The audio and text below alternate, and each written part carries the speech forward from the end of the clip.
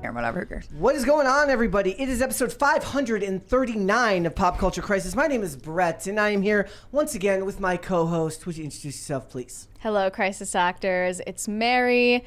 Today, we had money gun troubles once again, this time with mine, but we fixed it. Hopefully, it's going to be fine. And I'm really excited today because we have a guest for the first time on PCC. Hello, Hi. Lisa. How Hi, are everybody. you? Good. So happy to be here, to do a fun show. I'm really excited. Tell So thanks for everyone having who me. you are and what you do. Oh, They're all confused. Yes. I know. So I actually, right now, I am the, producer, booker for The Culture War. You're the invisible hand behind the culture war. Correct, yeah. Correct. And before that, I was a congressional comms director for a bazillion years. So I think when there was a time over the holidays where I was I don't remember, I sent you a message about something, an article or something, I don't remember what it was, but I was looking at your profile. It said former congressional comms director. I was like, wow, I work with really smart people. How the hell did I get here? I don't know about all that. I'd be thinking the same thing. Yeah, proud college dropout. It's good stuff. So, guys, we got a bunch of stuff to get into today. But before we get started, would you please hit the like button on this video and subscribe to this channel if you have not done so already. We just passed 98.1 thousand subscribers, so we are on our way to 100,000, which is a very big deal. What they say is it's like a snowball rolling downhill. Hopefully, the channel grows heavily from there. So, if you guys haven't subscribed already, please go ahead and do that. Also, remember to share these videos with your friends. We want more people to come in here, hang out, watch them, and share them with their friends. Like I say, it's multi-level marketing at its finest. We want you to be part of the Ponzi scheme that is this podcast. At least that's how I see it. I'm going to make a shirt that says that. Also, remember, all Super Chats $20 and over. We will interrupt the discussion. We will read those ones right then and there. Speaking of which, we got one right there. You want to read that one, Mary? Taxi Platty said, I'd like to take credit for getting the lovely Lisa on the show after someone else had the same idea. Lisa is smart as she is beautiful. Very va-va-voom. Hope you come back, Lisa. Brett did good on IRL last night. Oh, I hate it. Every time, you didn't do no, good on I didn't. IRL? Every time it's always okay. So here's the thing: when we do this show, because it's what I'm comfortable with every day, and it's topics that I'm comfortable with every day, it's very easy to find your rhythm and immediately start from a good position where you're not stumbling over your words. I actually tend to stumble my words more as the show goes on, but it starts on a good pace right off the bat. But whenever it's IRL, for some reason when we get started, I'm like, Brett, my name. And then, it's always rough. Of course, my name, Brett. It's good to be critical of your own work. You should always be very, very critical of your own work and not just rest on your laurels. So you can, I had more fun on the after show because we talked about Alan Ritchson and his church in his church YouTube channel. What? Church the YouTube actor Alan Ritchson has a YouTube channel dedicated to religion and God. I didn't know all of his videos were Yes, that. his whole channel. He should stop doing sex scenes though. Insta Church is his channel, and it's got 4,000 videos. Insta on God. Church? That's the name of it. Insta Church. This is why I feel bad even being here for the pop culture show because I have no idea who you guys are talking about. Reacher? He's a bigger actor. Have you heard of Reacher? No. Okay. He's an actor. So He's making a splash right now in Hollywood. He's been around for a long time, but he's one of these. He's going to be in Argylle. Yes, okay. and he's one. Or no, he's not in Argylle. He's in the Ministry of Ungentlemanly Warfare. But he's one of these few actors that's openly very religious and somehow is still working in Hollywood, despite the fact that Hollywood tends to have a bias against Christians and Catholicism. We got another one from Bucky Ducky. How did I get here? PCC really is the Timcast kids table. That's why I like it here. It's way more chill than the politics of the other shows. It's not about that. It's that look, they're talking about the border and they've got an expert on the border, and I'm over here I think they should close the border. I like incredible takes. Incredible. And I'm like, just shower me with praise. And everyone claps. Yes, I think the border should be closed. I think somebody coming in illegally and hurting a cop is bad. And then literally it's I come on and I'm like, the media is evil and the politicians are evil. They're lying to you and they wanna hurt you, and it's full of demons and lizard people. See you guys on our show. That's my job when I go on there. It would have been easier 3 or 4 years ago when I actually paid attention to politics, but now I'm too busy doing this, so I got other stuff to do. I don't have the attention span to do all of it or the time of day. But guys, we got a bunch of stuff to get into today.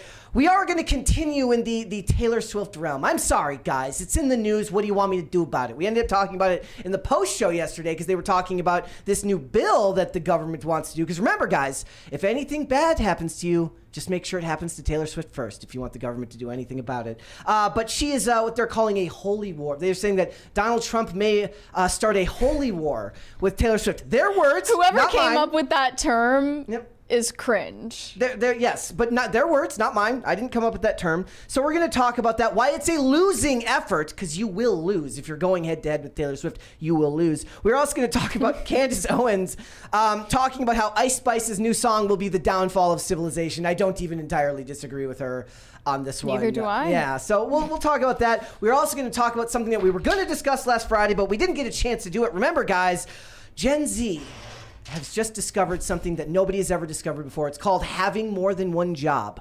Except for they don't call it having more than one job. They call it POLYWORK because everything has to have a name. So we're going to discuss that. So you can be polysexual, Exactly. polyamorous, and you have polyworking schedules Exactly. as well. They said they're only monogamous to the money. Yeah. So we got that. We got a bunch of other stuff. So if you guys are ready, we'll just get right into it. Mary, are you ready? Let's go. Lisa. I'm in. Let's go ahead and get started. All right, a couple announcements right off the bat. The first one might make some of you sad if you actually pay for streaming services. Hulu, it looks like, is no longer going to allow you to password share. Now, that matters these days because the amount of money people have to spend to be able to actually watch movies and television these days is getting even more bloated than it was in the cable day. Do you guys at your home, do you have any streaming services at all? I have a ton. Okay. I have a ton. And I'm like... Breaks against the rules. See, I've been told by many women on this podcast that only men have streaming services and no women do. Well, that women, they get their passwords from the men. So they're True. freeloaders. Are yours like belonging half are mine. So like my husband has like the Netflix and and like a couple other ones. You're proving the theory right. But I have everybody's gonna really make fun of me right now. I have the Daily Wire one myself. Okay. And for BankGeek for the kids, right? But I have Masterpiece, PBS, Masterpiece, BritBox, because I like solid choices. BritBox is good. BritBox is good. Yeah. See, everyone was gonna make fun of you if you said Disney Plus. No. Said any of these other ones. But like I'm a really weird person. I like anything that's in the 1800s, like based like costume drama. That's period like pieces. Period Yeah. pieces. I've pretty much exhausted all my options. So now I'm like stuck watching YouTube documentaries on the period. But like, yeah, so they're the ones I have. Do you have a favorite show in that realm? There is Lark Rise to Candleford was like a cute, really little show, and it was really, really wholesome, and they had it really like reinforced gender roles in a really good, healthy way. It was really cute and really done, like no sex, no anything gratuitous. It was just a really good, wholesome show. You wouldn't want to watch Bridgerton on Netflix, right? No, like I mean, I have watched Bridgerton, but like the whole thing. Yeah, it's a little too much for me. Like I heard it's very debaucherous. Yeah, you know what's even worse is like the Outlander stuff. They have like some horrible things in there. But then I was like, oh, let me read the books. They won't be that sexual or whatever. And then I started reading the books and I was like, whoa, this is worse. Same thing. Yeah. Any romance novel these days will just be like totally X-rated. It was really a lot. Romance novels have always been for the like depending on the one. Men watch historical porn, novels. Men watch porn. Women read romance novels. But these are porn novels. Okay, there's a difference between reading some like grocery store romance novel versus reading Sense and Sensibility, Oh, I've read all that. Like classical literature that's like still is a romance novel isn't the same thing as like Colleen Hoover from Book Talk. I also want to point out we have put up a poll, ladies and gentlemen. I should have mentioned this on the outset. What is the best Ben Shapiro rap name? He mentioned many of them. So these are your options today: Dr. Dreidel, Jupac, the leader of the Jutang clan, or the notorious Ben. There really should have been 50 shekels, and what was the other one that we mentioned? Oh yeah, we should have put 50 shekels for sure.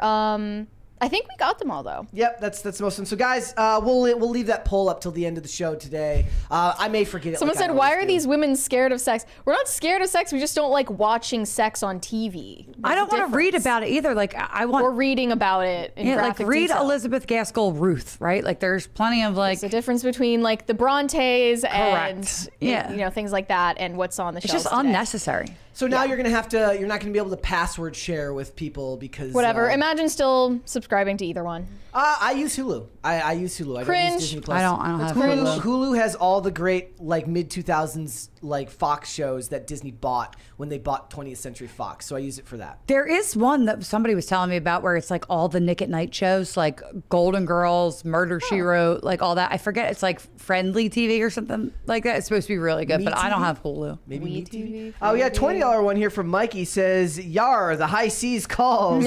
Also, Plex or Jellyfin software to watch whatever. Yeah, I had a Plex at one point. I don't anymore. I don't know But what that it's- Basically, like, you know, their argument is piracy is the way to win the culture war.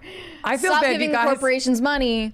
You guys are gonna have to explain stuff to me like all show. That's okay. You said that you're worried about your boomer energy. Well, we're gonna- 100%. We'll get to like the main topics. We'll end up talking more about Yeah. stuff that's more general, but we get through this stuff first. This is a Poor big thing. one, guys. Tonight we are going to go see the movie Argylle. It stars Bryce Dallas Howard, Henry Cavill, a whole bunch of other great actors. It's directed by Matthew Vaughn. He did the Kingsman series. He also did the masterpiece that is Kick-Ass, one of the greatest movies of the 2010s. If you haven't seen that one, it is probably one of the best superhero movies ever made. So you should go and watch it with Chloe Grace Moretz, early Aaron Taylor Johnson in that movie. But this movie cost $200 million to make, and it's projected to make all of $20 million in its opening weekend. And if you recall, most movies make about a third of their box office to more in the opening weekend, which means that this is not. It's not going to make its money back.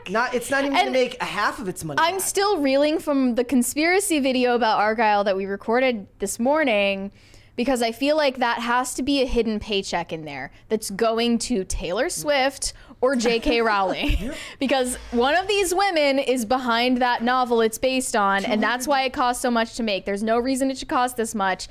And also, you said the critic reviews are really bad. So like, it has a 39% on Rotten Tomatoes. Now, of course, everyone knows that a 39% from the critics could mean one of two things. It could mean it's really bad, or it could mean that it's really good, because most people don't trust the critics anyways. But that's just all critics. If you go to top critics, which is like people who are verified, like they work for companies that do this, it's like a 13%. So it could be awful, but we it could could be also pleasantly surprised. if there's also a lot of like elitist, douchey people that make these movie reviews that think that they're highbrow. So maybe it's just fun, and they well, don't it's also like fun. it's being called a Reddit movie I don't even know what that means. The I guy guess couldn't even explain it properly. because it has a cat in it. The like cat is a adorable. cat is one of the main characters. So I don't like cats. Ooh, Why? Ooh, hot take. This is contentious. Hot take. I don't like Dog person? Or They're just not so a pet? I have a dog. Yeah, dog. I have a dog. I mean, they're cute when they're a kitten, and then they grow up, and then Well, you definitely and they smell. have a golden retriever personality. I have a Jack Russell Chihuahua mix that was a rescue. Like I like little dogs because they have little things to clean up.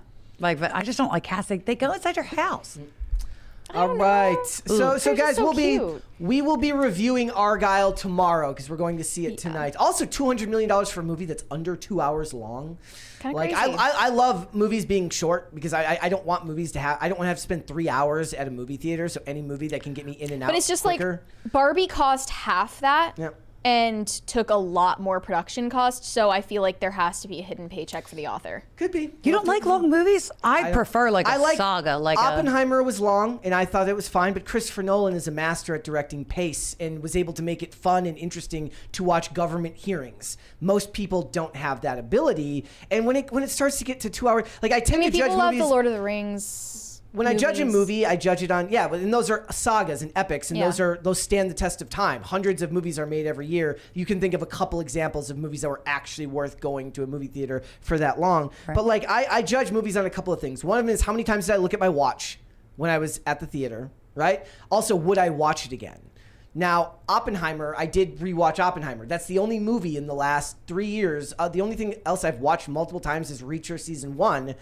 I rewatched Oppenheimer. 3 hours, but I didn't do it in one sitting. But in the theater, I didn't look at my watch that much. I don't go to the theater. I don't want to watch a movie with other people around because I if it's a good movie and I like cry or something, I don't want to like cry in front of people. It's too vulnerable. That's too Well, much for it's me. in the dark, you know. I teared No. up. I didn't cry.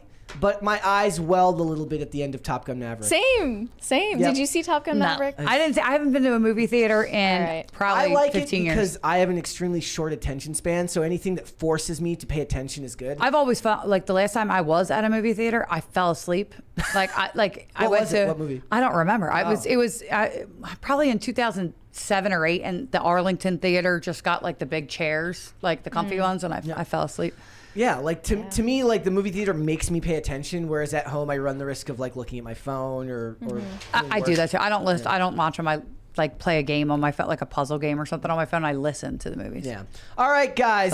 So not only that, but also Ben Shapiro's back in the news because he's tweeting directly at Nicki Minaj. Well, Nicki Minaj started it. She tweeted last night, "Wait till they wake up and listen to what Ben Shapiro is saying in facts. The outrage on this one will be a tad bit delayed." Isn't she Winky late? face. Isn't she a little bit late? She posted this at 2 a.m. and he responded, "Yo, at Nicki Minaj, best-selling rapper in the world, him, can't get an invitation to the Grammys. Can you hook a homie up?"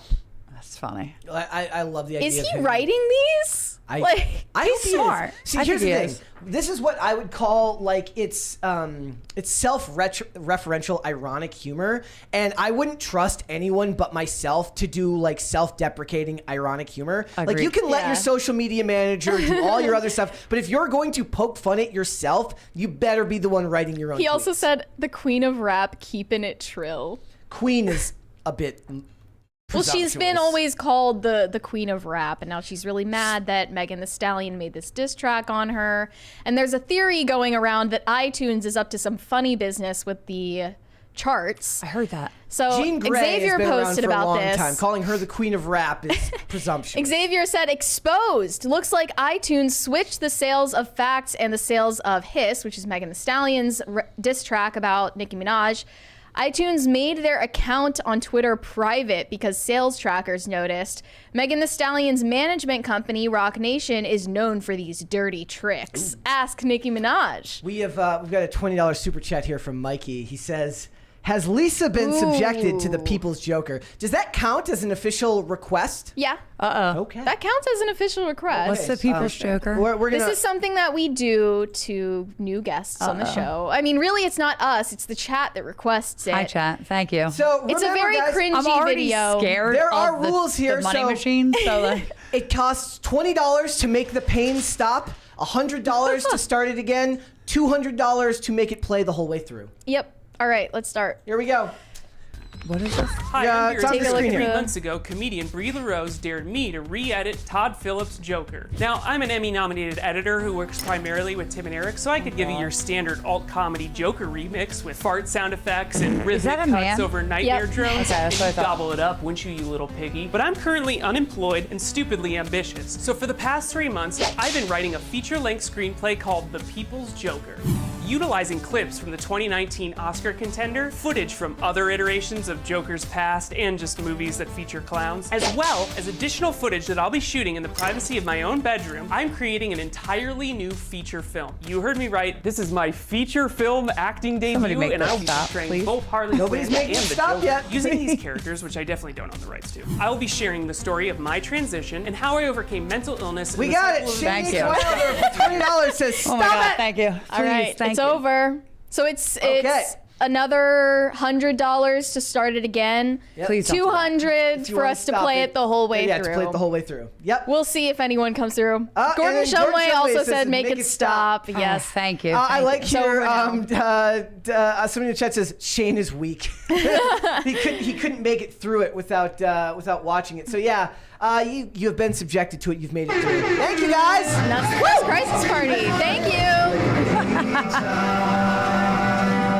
Anyways, This is a fun show. See, we're the fun show. You definitely are the fun show. let's 100%. talk about serious stuff like immigration policy and I do that, and though. civil war. And Mar-a-Lago. Blah blah blah. It's Blah, all blah, so, it's blah. all so the song remains the same.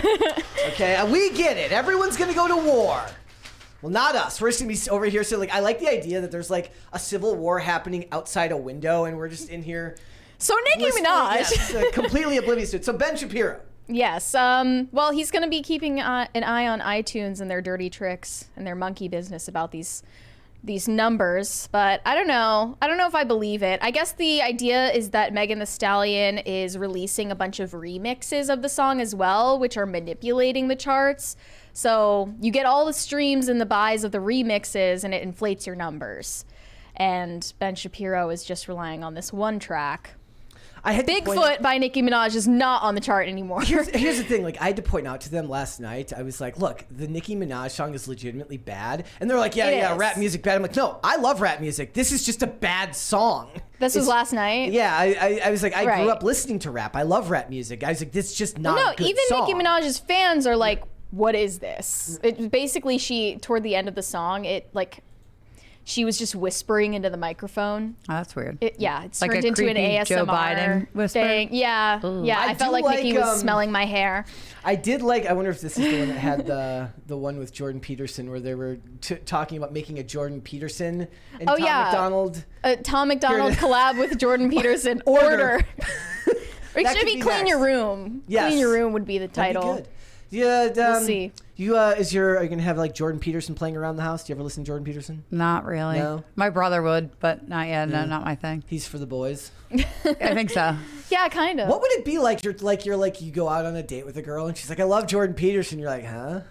Yeah, it'd be a little bit. He's been like a little emotional for me lately. Well, I mean, he's kind of always been like that, but I appreciate his authenticity. He's, ever since I'm not saying I don't like him, but I just not what I listen to. Like, it was after he got clean, after he went over to Russia to do the rehab program, the very fast detox program that he went through, and his wife. This is what I think about like all therapists in general, is that most of them that go to like seek out to be a therapist go because they have their own issues that they need to deal with and they want to figure that out. So like, I think most therapists are mentally ill or like have their own. A lot of them probably have their own problems, and I would hold him. I mean, he may happen to be a good one, but like he's in that same category. He's definitely a credit to his profession. Correct. Well, no, he's losing his license apparently. Yeah, he is. No. I think now he said he might take because they basically are putting him through mandatory re-education. You know what? Why don't we just play the clip of him? It's out of order of what we had it today, but we had He responded. Okay, so Elmo posted this tweet asking how everyone was doing, and he's responded, and he doesn't like Elmo. Let's listen to what Jordan Peterson has to say about Elmo. Why do you hate Elmo so much? He's a cringing little milksop of a puppet. I like the Jim Henson puppets. They all had an edge. They were funny. Jim Henson was funny. He was a terrible stoner. And you could tell that in Sesame Street. Yeah, you could. We used to sit around when I was a teenager and get stoned and watch Sesame Street. I mean, nobody could invent the Count who hadn't smoked like 8 pounds of weed. I don't want Jordan Peterson's thoughts on like real important world issues. These are the things I want Elmo. Jordan Peterson's thoughts on. I don't really care about what he has to say about immigration or trans rights or any of this stuff. I just want to know what he thinks of Elmo. Yeah. Yes. I want more of this. All right. And he's right. Elmo is a little milksop. That means, by the way, I didn't know what that word was. This is the first time I ever heard milksop before. It means a man lacking courage.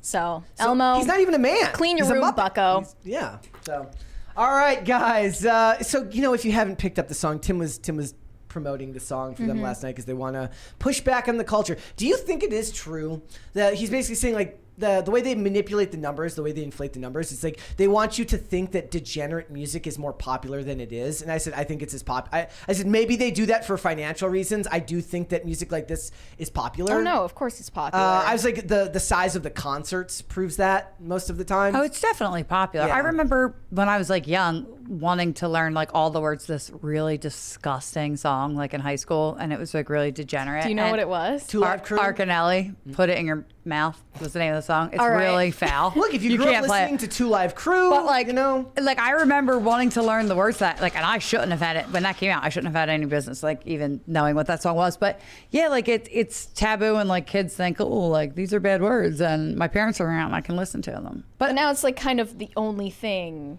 Yeah, well, that's why I think that now. Taylor is, like we were talking about Taylor Swift a little bit, but I think that's why her popularity is so big, because she is a little more normal, girl next door. Right, exactly. A little more wholesome, and she's more relatable than the people that are actually We'll get into that more doing later. that. But yeah. I do think that the music, it's also like there's a strong power in just like people putting on whatever the hell's on the radio and just letting it play.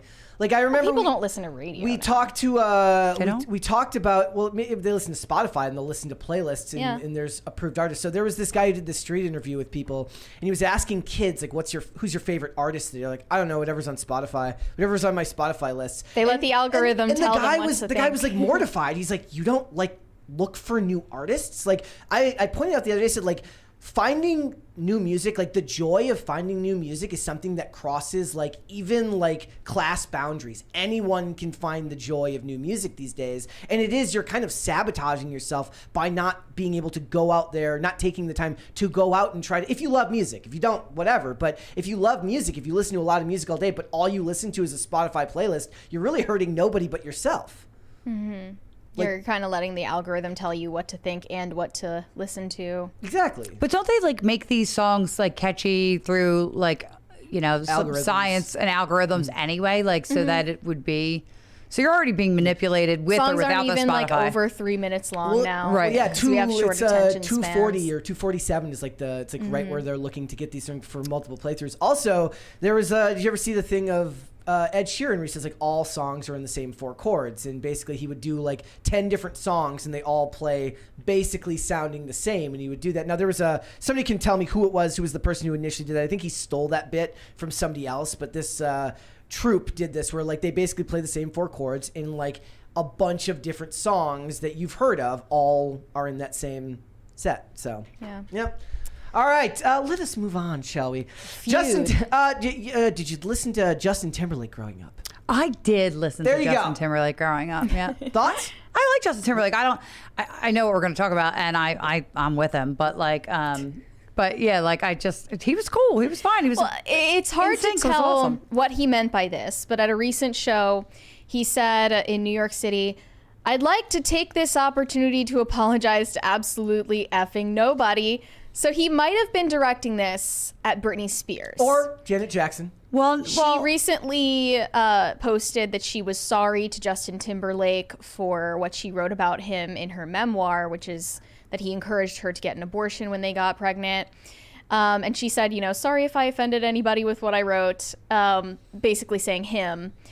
Maybe he's still not over it. But didn't he already apologize to her at one point in time? I'm pretty sure in the past, I think he already apologized to her at one point in time. We had those cultural appropriation accusations coming out about him. I mean, they've been saying that about him for years. Right. Well, she wrote about him, like how he was like kind of trying to be cool by doing like what is it? Ebonics. Yeah, like around like Timberland back in the day. Yeah. But like around Timberland. kids did that back in the day anyway, all the time. Yeah, that was just normal back then. So he was probably wearing FUBU. Cultural appropriation wasn't really even a term. Nope. So Nor he's should been it be. accused of cultural appropriation by someone who goes by the pronouns they, them, tired on Twitter. Also, I do want to point out, it is extremely millennial to be like, I'm tired all the time. Host it's of a super millennial take. This is also the host of the Black Fat Femme Pod.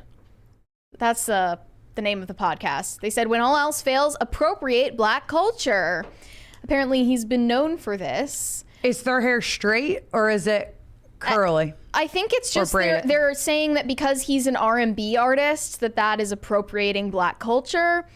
And then someone commented, didn't he try a whole country white boy aesthetic as a comeback not too long ago? Now he's back to culture vulturing. I mean, there's a difference between like a marketed push and like trying something new, and plenty of musicians try different genres. First of all, he grew up singing in Baptist churches, right? Like, isn't that what he did? But even that, like, doesn't anybody remember that imitation is the sincerest form of flattery? Like, why is everybody like looking to be this victim? And the people that are like talking about it and being the victims, right? He's not appropriating your music. 90% of these people do it. They don't have a musical bone in their body. Like, what? He's not taking record sales from you. What like are you so as upset if you about? created R&B music or rap or whatever. Many of those rap artists sample the Motown artists of yesteryear and the R&B artists of yesteryear. So there's a lot of. Also, you're right. You never see the musicians complaining about this. It's the people who listen to. It's ridiculous. It's like I was saying. I saw that video the other day about T-Pain, like where somebody asked him a question on one of his streams. You know, T-Pain's like he used to be like really big on Twitch. I didn't know that. T-Pain's a Twitch streamer. That's kind of crazy. And he was talking about like why it's weird that people like hate other genres of music. And this used to be a discussion people would have. Like, why is it that like people who love metal will then hate other genres of music, or love rap will hate other genres of music? But you never hear action movie fans be like, I hate romance. Like, they just don't think about it. Do they really do that? That like, I listened to like growing up, I was like an HXC person, right? An emo kid, then Frank Sinatra, the Beatles, like rap, Bone Thugs Harmony, like Lost Boys. Like, I listen to 100% like everything across the board. And East 1999 Eternal is one of the greatest albums ever made from Bone Thugs and Harmony. Yeah. I just I don't understand, like, I never felt like that. Yeah. But and he's made a lot of music over a long period of time, and he's just a pop artist. But she actually responded. Britney Spears actually responded to this. Initially shared a post on her private Instagram.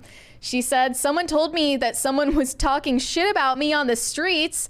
Do you want to bring it to the court, or will you go home crying to your mom like you did last time? I'm not sorry." She's not sorry. So I guess that was about Justin Timberlake. I also love when like rich women in Hollywood worth $60 million are trying to sound hard on the internet, like. And then all of the comments are like, "Yes, him. Britney, queen." Also, Justin Timberlake trying to sound cool while like being worth millions upon millions of dollars, like you're somehow. You're both rebel. like past your prime, Yes. so chill. I'm just like, if anybody is like coming at you and asking you for like an apology and you're not like ready to give it, or you don't feel that way, I'm not for like forced apologies. Never apologize, and so I'm okay with that, because I wouldn't want one that was forced. I'd want a real apology if it was sincere. So I'm for him not apologizing for anything. And you know, I'm sure he did bad things and hurt her or whatever, but I don't think that's what he was talking about. Like, that's not just the vibe that I got. But he's never apologized to Janet Jackson either for the that was nip planned slip anyway. that was planned. All right. So again, remember, as I said, if anything bad happens to you, just make sure Taylor Swift has that exact same thing happen to you, because it's the only way you're going to get the government to care. Because now they're talking about this bill. Yeah, you were talking about this on IRL last night in the after show. Lawmakers have proposed an anti-non-consensual AI porn bill after the Taylor Swift controversy. It would let people sue anyone who created or intended to spread the digitally faked sexual images. So that's not, you know, just we're going to put a federal ban on this. It's just giving you the ability to sue. Yes. I didn't know you didn't have the ability to sue beforehand. I don't know why the government would need to give you the ability to sue.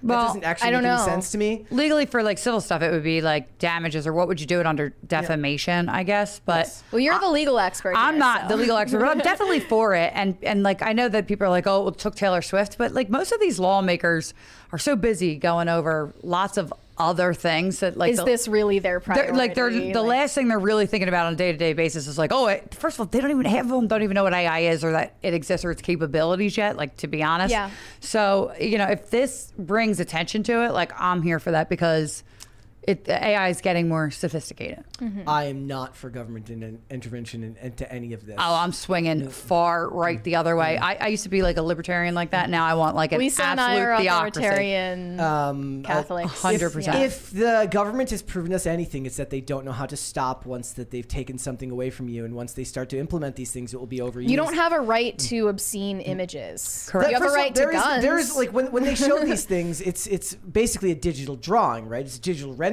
of something, and most of the time none of these things are ever hosted in the US, so it's all moot point anyways. All of these websites are founded in countries like the Middle East or Russia. So it's basically you're going to spend millions of tax dollars writing this bill. You're going to spend valuable time that could be used for other things. Maybe we could find a way to not spend all our money overseas. You're really not spending that much time writing the bill or getting it passed. But time. But the point is, it'll be, and the other thing is, once you write this bill, it will be slammed full of other garbage, because it will not be, they don't make bills. It's just, it's not worth anyone's time. And the most persuasive argument somebody had was like, look at what happened to this young woman recently, where boys in her class made the video, made AI images of that. Well, that was in the UK, and I feel like someone super chatted, I think, saying that was misrepresented in the media, and it was actually just photoshopped images, or you like put someone's face on something. But then what I found was a case in New Jersey where these male classmates made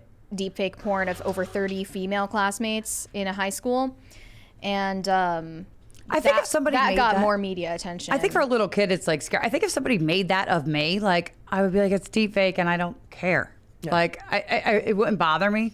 Exactly. Don't do it, but like internet world. But like I don't think it would bother me that much. Would you be concerned about that, Mary, if that was you? It would bother me, I suppose, but I mean, we don't even know AI's capabilities. In the future, it might be convincing enough that people would think it's real. Also, that's not where it is now, I think. The other huge problem with this is government moves unbelievably slow and technology moves unbelievably fast. Any legislation that actually ends up passing will likely be out of date and unusable. I just want to ban all porn anyway, AI or not. Yeah, that would really cover it. Yeah, that would be sufficient. Do that. Gents, I say do whatever. Get rid of all porn completely. All right. So yeah, just we'll move on. I'm just saying, like when something bad happens to Taylor Swift, it's the only thing that seems to get people to be able to pay attention because it didn't even work when this was happening to Scarlett Johansson or Emma Watson or any of these other celebrities. Did it happen to them? Oh yeah, for years it's been Selena happening Gomez. to them. I mean, the list goes on, Yes. and no one really mentioned it until then. I mean, a lot of people are just like, you're a celebrity. And Taylor Swift having a stalker that kept getting arrested and let go in New York made people talk about like, you know, we need police reform, or like, you know, they're saying that there need to be like more strict enforcement. Those migrants or illegal aliens, whatever you want to call them, that just beat those cops up, they got released on no bail today. Yeah, like they were talking about like Taylor Swift voted for all the bail reform that led to this being possible, but that didn't really start the conversation like they wanted it to. All right. So they're making more than one Michael Jackson biopic. Well, I'm confused, okay, because we brought up the fact that Michael Jackson's nephew is playing him in a biopic. And then now it says Miles Teller from Top Gun Maverick is in talks to star in a Michael Jackson biopic. What if they do Miles Teller, but with like... He's white.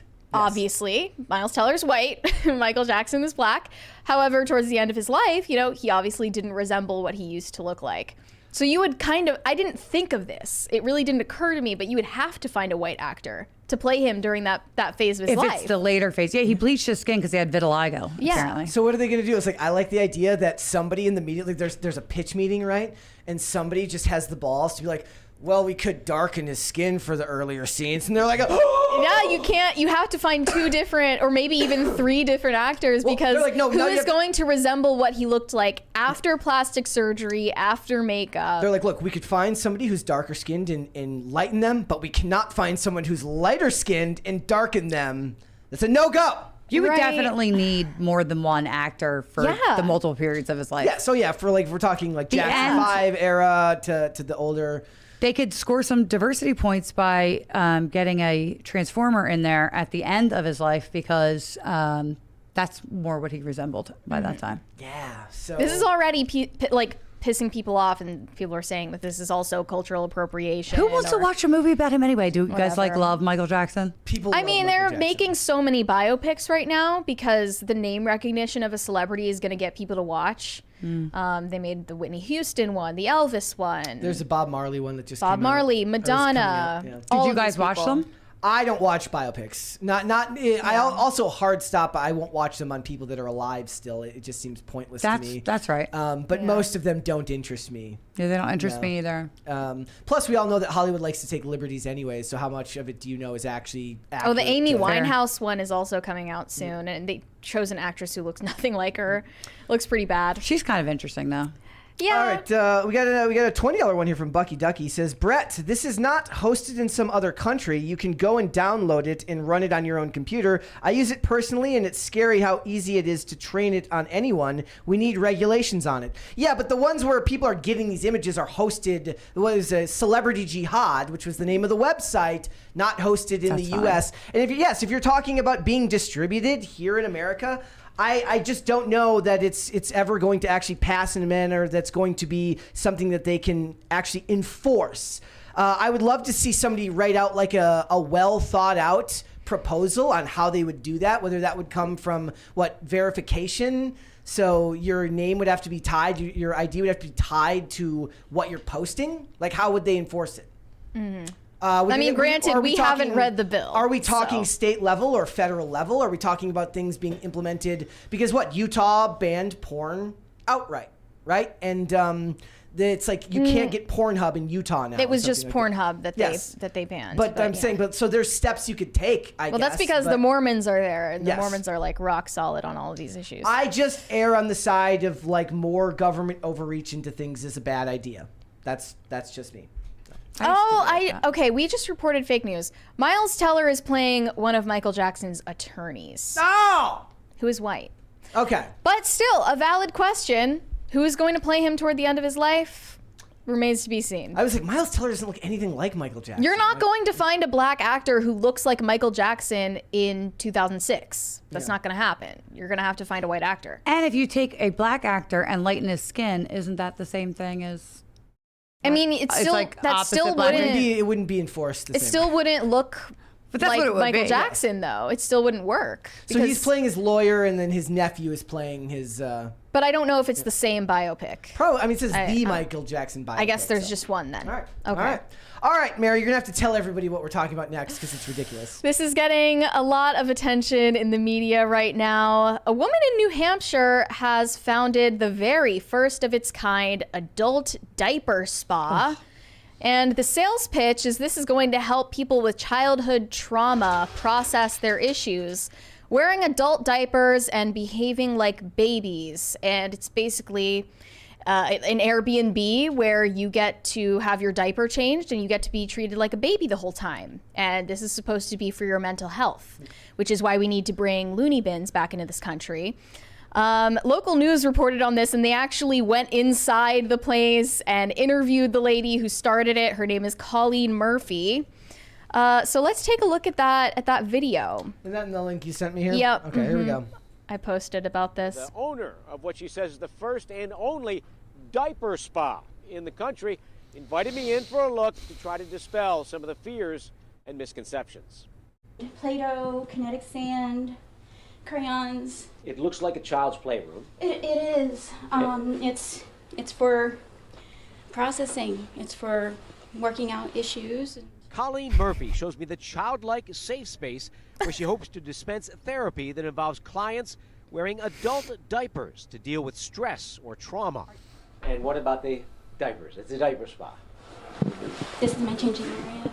So it has diapers and baby powder and wet wipes and just everything you would expect. The Diaper Spa website offers nursery spa care for $300 an hour, virtual play dates for $200, and a diaper B&B. Capitalism, baby. $1,500 a day that Murphy describes as she a therapist? premier experience No. for the little one inside of you. It helps them process whatever trauma it was. A lot of times it's childhood trauma when they were still in diapers or just geting out of If diapers. I trusted the FBI, I'd want them to post up outside of there immediately. Playtime, story time, nap time, cuddle time. Mm-hmm. You understand why people read this when they think for an adult in a diaper, you talk about the judgment. They find it strange. They do. And, I don't ask them to understand. It would be nice if they did, but you're not going to all understand other people's needs and lifestyle. Some neighbors are outraged, and an online petition has been started to block the diaper spa from operating here. I would make her life There's a lot miserable of kids that live around here. if that was my neighbor. What type of people are going to do that? You do what you want in your home, but in business, it's not right for the community. She calls the Others Better say Business Bureau. live and let live. Just wouldn't bother me. I mean, if I didn't need it, it still wouldn't bother me. Murphy Brett. says her clients are all over 21, and she insists that diaper wearing isn't about recreation or sexual fetishes. What do you hope comes from this? That people learn to be more accepting of people that, are different. Yeah. Okay. We got a $20 from Joe Sniffinator Biden. He said this right here is Exhibit A for why we need the loony bin. Wait, what is the rest of it? Yeah, loony bin's back. The loony bins back. We do need to make ASAP. asylums great again. And there are public concerns because the diaper spa is located right next to a public park where children play. And one of the amenities that is listed on the website is public trails and a playground. And that is where children are. And I went to Reddit to see what Redditors had to say about this, because they're always the voice of reason, right? One said, "Oh no, grown adults are gonna exist in public while abiding by all laws of public decency? The horror." Thank you guys.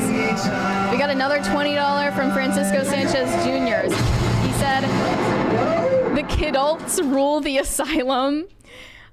This person continued, I know furries in my town who regularly get together to don their fursuits for a monthly walkthrough at a local park. They aren't doing anything untoward. They're just existing in a way that's unusual to you. And then this person said, I'm not kink shaming. The number one thing about kinks is that you're not involving unsuspecting people. And she scrubbed her site to remove all references to doing just that. So she's on damage control mode right now, trying to hide the fact that this is one of the amenities she offers. What was it? That you pay for, to do like trail walks through this public park that doesn't belong to her. Yeah. So yeah, I think that's what I was getting at yesterday, talking about like people bringing their sex doll girlfriends out in public. The goal was never to keep it private in the privacy of your own home and your bedrooms. It was always to involve the public in it. That's really what this was all about. And pride parades are just the beginning of that. They want you to accept their degeneracy and partake in it so they stop feeling bad about themselves. That's what it is. Oh, company policies listed on the Diaper Spa website note that all clients are subject to screening, including a check of the National Sex Offender Registry, and that absolutely no sexual interaction is allowed. But let's just dispel what this is really about, because I looked for a working definition of adult baby diaper lover, and it says this is called paraphilic infantilism, also known as autonepiophilia and adult baby. It's a sexual fetish that may involve role-playing to regression of an infant-like state. It's a form of age play. And this is a group of people who enjoy role-playing as infants or toddlers that can involve wearing diapers, drinking from baby bottles, and engaging in other activities that simulate being a young child. So this is definitely a sexual fetish, regardless of what this woman wants you to think. And even if it's not, I think this still has no place in society. And I guess the selling point is that it looks familiar because it's in a neighborhood rather than being in like a business district somewhere.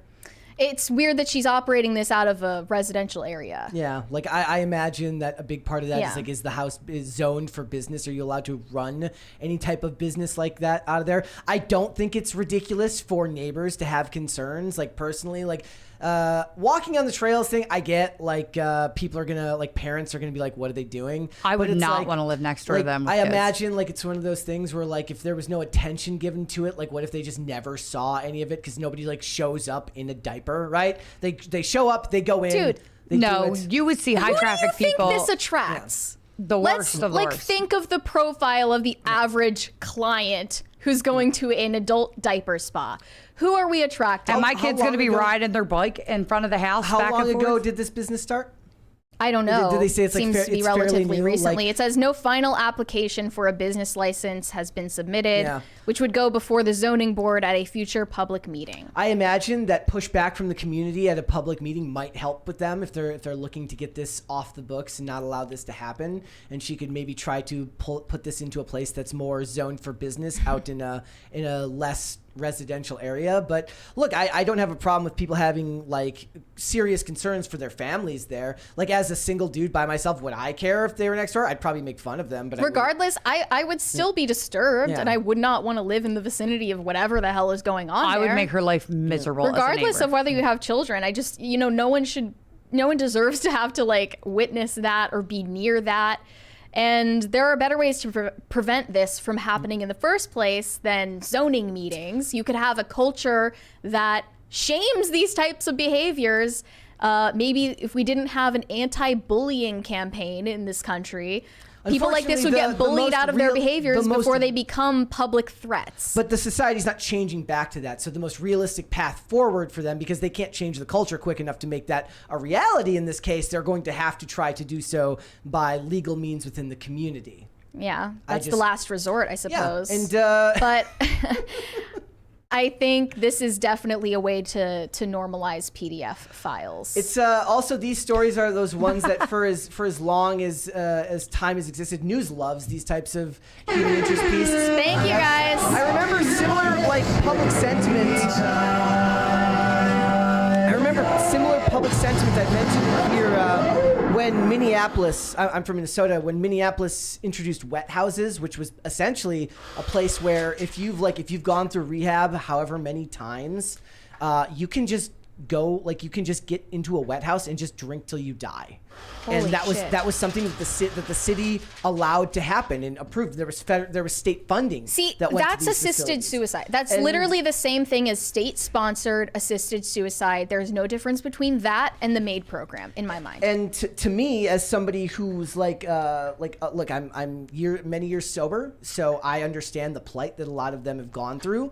I do think I'm more towards the realm of legalization for most things, rather than decriminalization. But I also don't think that there should be government tax dollars going to just allowing people to die in a building. It's in a public area. enabling them to continue the behavior. In Philly, we have this place called Prevention Point, and they're supposed to hand out like needles, and like in Kensington where it's really bad, Exactly. and they hand out these needles, Preventative but, care, but they call it Prevention Point. Yeah. But what happens is the junkies come and they take the free needles and then they sell them to people for $2 a pop, and then they get money to reinforce their fentanyl habit or their xylazine Whatever habit. it is. And they're like dying, and it's worse. There's caps everywhere, and now it's like a haven for these people. No, they should round these people up. There's a very street. reasonable argument to be made. Like, even though I support your right to use whatever drugs you want, because I've been there, and I don't think the government should be involved in that. I don't think there should also be tax dollars going and putting it in. My point is that I'm saying is like this was in like a community area. This was in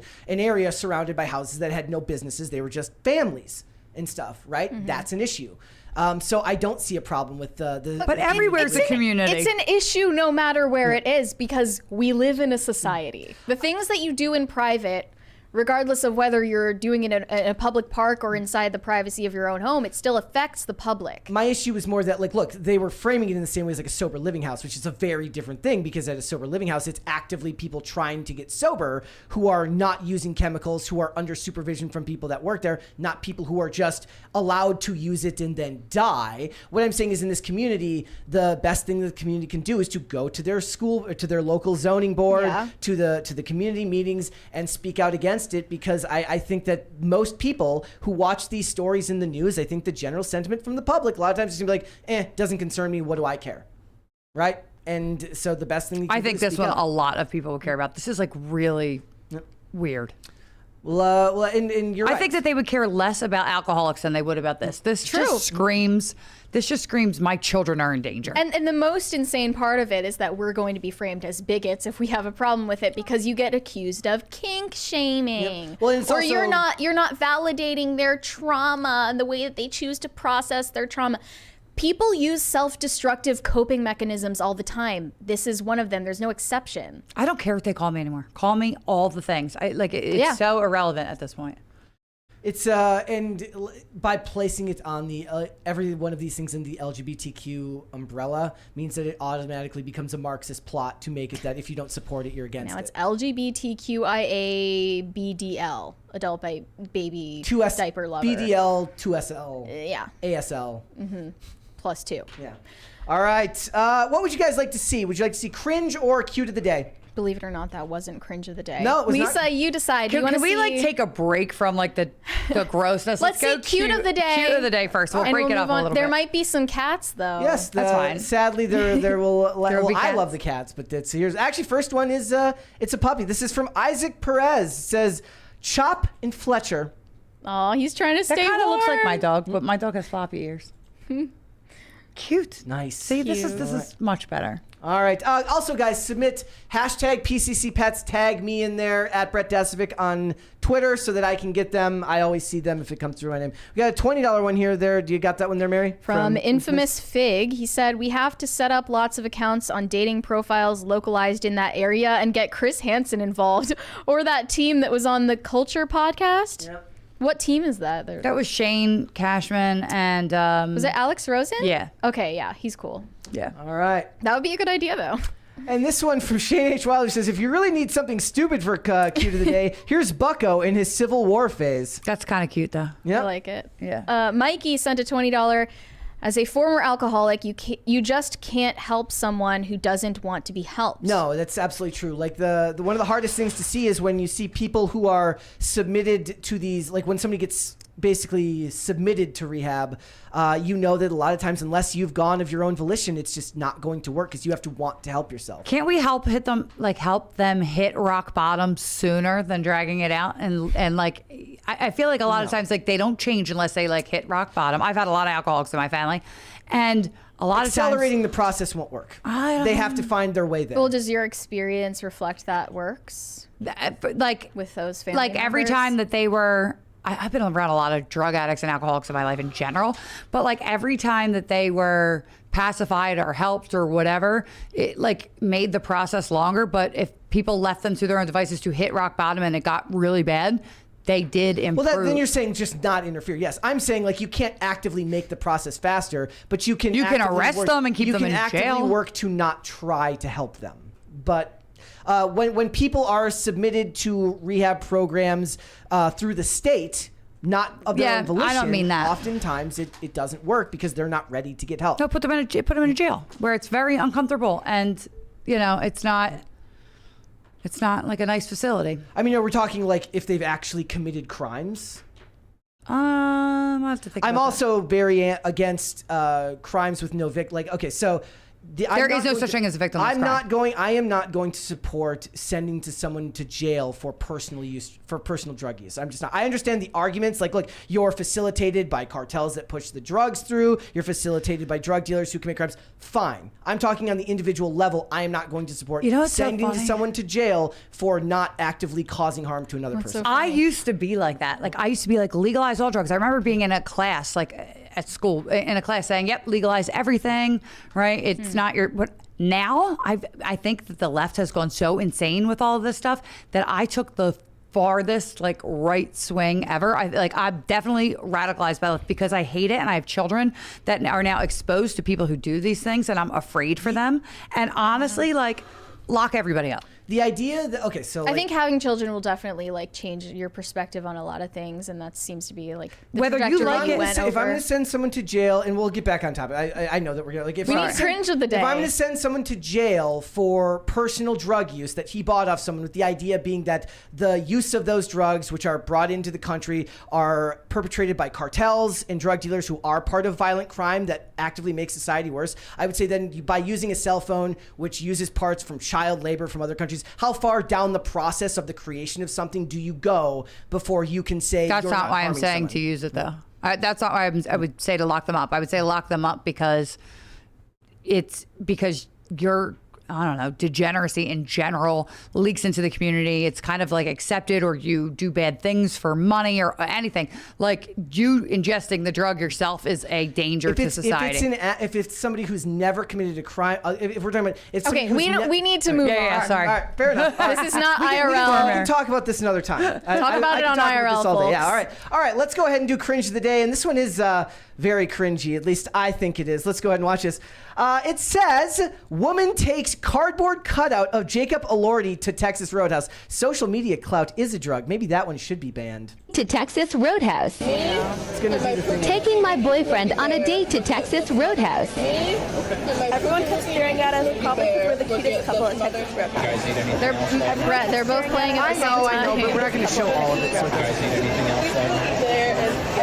I ordered Cookie Wookie Smoothie. Wait, what? Cookie Wookie Smoothie there is good. I ordered the smothered chicken. If it goes good, I'm going to smother him with kisses. It tasted pretty good, but it tasted even better when we put pink sauce on it. I thought things couldn't get more romantic, and then this happened. Attention, Texas Roadhouse. We have a very special guest with us tonight. What? This is Pookie Mookie Schnookie Bear, and he's here on his very first date. Let's give it up for him. I would not clap. I would not be cheering. Nope. Pookie was so happy he gave them $200 and said he has a surprise. He took me to the bowling alley and the arcade. I have the best boyfriend in the entire world. This was the most romantic day ever. Thank you. Thank you very much, Pookie. I have a question. Do you guys think that's like, we just believe the diaper thing? Do you believe that this is real, or for like just for TikTok? I know that this girl makes a lot of viral videos. Like one of them, she went to a Taco Bell and decorated their bathroom and got kicked out. So she does a lot of things just for clout. I think that she's just trolling here. But at the same time, you know, if you did it as a joke, like, you're kind of crazy anyway. Social media is actively forcing people to do really, really awful things for clout. And like, it was just a joke, but like, even if you're doing it as just a joke, you're still I would be mortified. I would be mortified and embarrassed to do that. But why are the Texas Roadhouse employees playing into it? For TikTok views? So they probably looked at her like well, they do it for the tips. She had a big count. They get that $200 tip. That's why they do it. Oh, it's gross. All right, Mary, why don't you tell everybody, well, actually, no, that we're 1 hour and 1 minute into the show. Why don't you tell everybody what's going on with the holy war between Trump and Taylor Swift? Well, the conspiracies continue around Taylor Swift being a secret CIA asset and a political operative, as we're awaiting the inevitable Biden endorsement that she will do with her boyfriend, Travis Kelce. But the news is that Trump is waging a holy war, that's a quote, against Taylor Swift as his biggest rival in the upcoming election. Not Biden, Taylor Swift. Trump allies pledge holy war against Taylor Swift. She hasn't even endorsed Joe Biden yet, but Trump is allegedly privately grousing he's more popular than her. So they talked to 3 inside sources from inside the Trump campaign and his inner circle, and they're saying that it's a given that Swift will eventually endorse Biden as she did in 2020. Several of these Republicans in the media have discussed the matter with Trump over the past few months, sources say. And Trump is basically saying, you know, I'm more popular than Taylor Swift, so whatever she says can't possibly hurt my campaign. Who has a more rabid and loyal fan base? Both. Trump Honestly, or both. Taylor Swift? Like, I actually think of them kind of the same. Like the die-hard, over-the-top. Trump is the second coming of Jesus Christ, and 9D chess people are just as nutty as the people who see weird celebrity pareidolia in all of the things that Taylor Swift does, where they see their own QAnon-level Taylor Swift Easter eggs in everything, much like the Argylle thing that we talked about. Yeah, like it's 2 diehard fan bases, and I guess this will be the test of which one has more cultural influence and more power. So who was it that actually used the phrase "holy war"? It was an anonymous insider, an anonymous Trump loyalist working in Trump's campaign. Who even believes that? I mean, it's Rolling Stone. So right. Who are they talking to? Like, who are these inside sources? Who's to say? New York Times reported this week that Swift is a key name on Biden's wish list of potential surrogates. And there's also theories that, you know, the Chiefs winning the Super Bowl is actually part of her secret plan to put Biden back in office again this year. And then Travis Kelce's going to propose at the Super Bowl, and she's going to be like, "We're going to Disney World." Yeah. And then they're going to get married on the eve of the election. So ridiculous. So the NFL season is supposedly rigged to boost Biden in the polls. Yep. Trump has reacted to the possibility of Biden and Swift teaming up with an instant projection of ego. In recent weeks, Trump has reportedly told people in his orbit that no amount of A-list celebrity endorsements will save Biden. He's also privately claimed that he is more popular than Taylor Swift and that he has more committed fans than she does, according to an inside source. Committed? I don't know. It depends on what scenario. More? I don't know. Committed? Maybe. Like, honestly, committed? Maybe. Committed like how? Like she could probably fill a larger stadium, Yes. but we're talking about like her age demographic is what, like 18 to 30, 35 maybe, right? Like we already know that 18 to 24-year-olds don't go out and show up to vote anyway. So they'll be like, yeah, I support Joe Biden too. And then they'll forget that it's election day or they'll have to go get their nails done and they won't remember and go vote. I mean, I think that's changing. I think as the next generation of celebrities start to advertise themselves as activists every bit as much as they do celebrities and movie stars and actors, I think that we're starting to see a new generation that actually is trying to take their civic but we haven't seen responsibility it pay off yet in any metric, in any polls. And it's not like you can say, oh, we don't trust the polls anyway. But like the recent polls for New Hampshire and Iowa, they were pretty on point. Like we don't see the numbers of young people coming out like that. We just don't. Well, maybe after Taylor Swift issues her endorsement of Biden, things will change. I did say like a fifth of voters in a new poll suggests they would be likely to vote for a candidate endorsed by Taylor Swift. Then they shouldn't vote. Who knows if they'll actually show up or if that's just what they're saying in a poll. Yep. But I think that just in an optics sense, it would be bad optics for Trump to publicly come and face off with Taylor Swift. Ridiculous. Like that would be bad optics for him. It would. Because what he should do is he should play the video of him and Barron singing Taylor Swift. I just think like a lot of political junkies don't want to understand pop culture.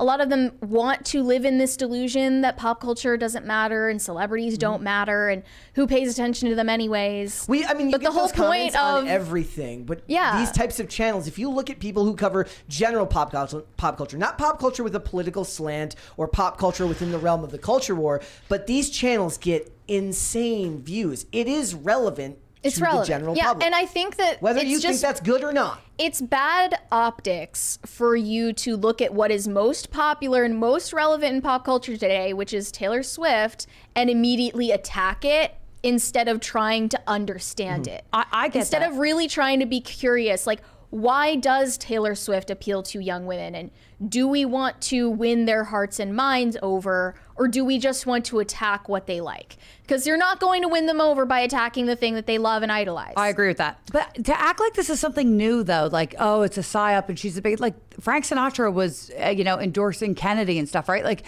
this has been going on for ever. We had celebrity endorsements, and you can't say that Frank Sinatra wasn't the same level of a pop star as Taylor Swift was, right? Because he clearly was, if not more. He was filling stadiums and girls were going crazy and swooning, right? So like we've been having this forever. It's just we have like a memory hold that there were big pop stars out there that endorsed candidates, and it's nothing new to. Right. I think that what has changed though is celebrity worship has become such a huge cultural problem Isn't that today. Weird, considering they talk about how there's no new movie stars, but celebrity worship is extremely high. It is, and that's really the deeper problem. Maybe back then, you would see celebrities endorse candidates, but celebrity worship has gotten stronger and stronger. I mean, to the point where it's at a fever There's a pitch $20 now. one here from Philip Reed. Says, "Am I the only one who doesn't care about Swift or the sports ball championship? I agree. Or am I just an old curmudgeon? Even if you don't care about it, you should understand what it means to Americana, because lots of Americans love football. Lots of Americans watch football. Lots of American women specifically love Taylor Swift. It does pay to understand how these things affect society. Otherwise, you're leaving a whole lot on the table. They always talk about how conservatives, they don't have their own Taylor Swift, and they don't have the alternatives. They don't have will. positive alternatives if they're just attacking. Real quick, there's a difference of it like affecting society, which like we were talking earlier, like she dresses modestly and she is kind of more wholesome and all those type of things. Like that's one way for her to influence society, but it's not the same as her influencing actual political elections. And I think people are like conflating that. Well, it remains to be seen, We'll right? see what she does, but I think what's changed is like, okay, Taylor Swift gets compared to Michael Jackson a lot these days in terms of relative cultural influence, and it's also harder to be that famous these days because of the internet. So she gets compared to Michael Jackson a lot. But think about it. I just don't think that back at the height of Michael Jackson's fame, people who liked his music would think, yeah, I would definitely vote for a candidate who Michael Jackson endorsed. That's what's changed fundamentally in the mind of the American voter, is that celebrity worship and pop culture has started to have this outsized influence on politics that it shouldn't have. And that's a valid concern to have. And it's sort of spiraling into all of these conspiracies that she's like, a CIA Soros operative or something, when it really is just that valid concern that we're addressing. I do think also a big part of this is like the shrinking of the middle class, which means people actually people care more about the issues because these things weren't affecting them in the same way that they are now. Now people kind of have to care about these types of things because back in the day, look, voting, like celebrities pushing for votes is nothing new. Rock the vote was a thing. I remember when the conservatives did the really cringy redeem the vote, which just made me want to I would have voted for Marilyn Manson just based off the idea of redeem the vote. I'm sorry that as somebody in my 20s, I just been like, no, you're not getting me with that. I think that Trump trying to go up against somebody with this amount of cultural influence is very, very stupid, and there's no upside to it for him. He needs to stay on point with focus on the border, focus on the economy. And I think that a lot of the data right now has shown that, like, look, these are the issues that people care about. And Thank you. Otherwise, I do wonder how much of it is both sides getting stuck in their own echo chambers. Okay, what you want is you want to win over white moderates, basically, is what you want. And I think that will cover a lot of women who like Taylor Swift. You cannot attack the thing that they love and expect them to vote for you. Yes. And it looks bad Trump for... is not winning the female vote. I don't care what any poll says. Sure. The women don't like him. Married women are more yes. willing to vote for Trump. But yes. we live in a culture where there's a lot less married people than there were before. I saw Michael Knowles tweeted that Taylor Swift is temperamentally conservative. So that's dispositionally, right? Yeah, dispositionally conservative, and we should cautiously stand for that reason, even though she's outspokenly left-wing. But in her aesthetics, she does appeal to moderates and conservatives, because when you compare her to what else is on the market, like a Cardi B, for instance, she is more on the wholesome side. I'm not saying she's actually conservative. A normal liberal who has to go to a job every day and isn't a performer that gets to wear spandex on stage every day. Sure, but she's inoffensive is my point. She's inoffensive. She makes normal love songs. She's not hypersexualized. Monkey Jeebus asks, do women vote? You were actually telling us, or was that somebody earlier was telling me that women now vote 68%. Yeah, women vote more than men. So, like I'm saying, and it's kind of like when when Linda mentioned, she said, "Look, you cannot win the female vote with facts and logic. You cannot. You have to appeal to emotions." However, if you sway the black vote, I think it's 3 or 5%. Like if the Republicans were to gain 3 to 5% of the black vote, it would totally transform the whole election in general. And you have Meek Mill, you have like a ton of rappers coming out. Snoop Dogg. Like there's like basically Nicki Minaj here and there, right, saying certain things. You have a lot. So pandery though. I'm just saying. So pandery. I'm not saying to do anything different. They're kind of coming here on their own because they're seeing what's happening and they don't like what's happening to their pocketbooks or the border or anything like that. Like I'm not saying to go out and pander to these people, but if that continues, like when I go with James Klug out man on the street stuff in California, almost every black person that we talk to says they're for Trump every single time. And that's in California. That's in LA. That's in Newport Beach. That's all over, even in Philly. We got a $20 super chat from Gordon Shumway. Can you, Brett, can you scroll down? Got it. He said, do you think Frank had more juice than Taylor with all of his mob ties? It was hinted in the movies The Rat Pack. In the movie, he got the Chicago mob to have dead people vote. Well, I thought the mob was replaced by the CIA anyways, so it doesn't really matter. They were all working together, and he definitely had those ties, and there was all kinds of stuff going on like that. Somebody also pointed out, have you analyzed the symbolism in Taylor's videos? Yes, we have made several videos on that. And I think this is a losing issue. I think he should just avoid it. I think he should stay to the topics that matter to his base and hopefully find... I don't think that this late in the game, there's a way he can sway the women. The best thing he can do for the women's vote is to just not talk about Taylor Swift. I don't think there's any issue that he can touch on that he's going to win the women on. The media has done such a good job of encircling everything that he talks about and phrasing it in a misogynistic way that you're just never going to do that. Not with the average voter who's only looking at CNN or the news. They're not going to be swayed right now. We've got a $20 from Carnell. There's already been a Michael Jackson biopic from the 90s called The Jacksons, An American Dream. It was a 4-hour, 2-part movie on ABC. VH1 played reruns. in the 2000s. However, it didn't cover the lighter years. Also, the lighter years. There was the movie out. There was the This Is It came out in 2008. It was like not a concert movie, but it was a Michael Jackson movie. So let's they broke down. Basically, there's this article. It says Donald Trump v. Taylor Swift. Who is more popular by the numbers? I do love this. So this is her Twitter following. Taylor Swift has 95 million. Donald Trump has 87.4. Facebook, Taylor has 80 million. Trump has 34. You'd think Trump's Facebook base would be bigger. The Twitter one isn't fair, though, because he was banned for so long when he could have been getting more followers. Instagram, Taylor has 279 million. Trump has 23.7 million. TikTok, Taylor has 23.9 million. Donald Trump has none because he doesn't have one. I think a Donald Trump TikTok would be the greatest thing on planet Earth. But here's the real one, guys. They had to get this one in. Truth Social. Trump has 4.83. Taylor doesn't have one. That's the one that he wins. He wins. He's got a Truth Social. I think they have like even name ID, like their name recognition across the globe is probably on par, but I think that she would beat him out in likability.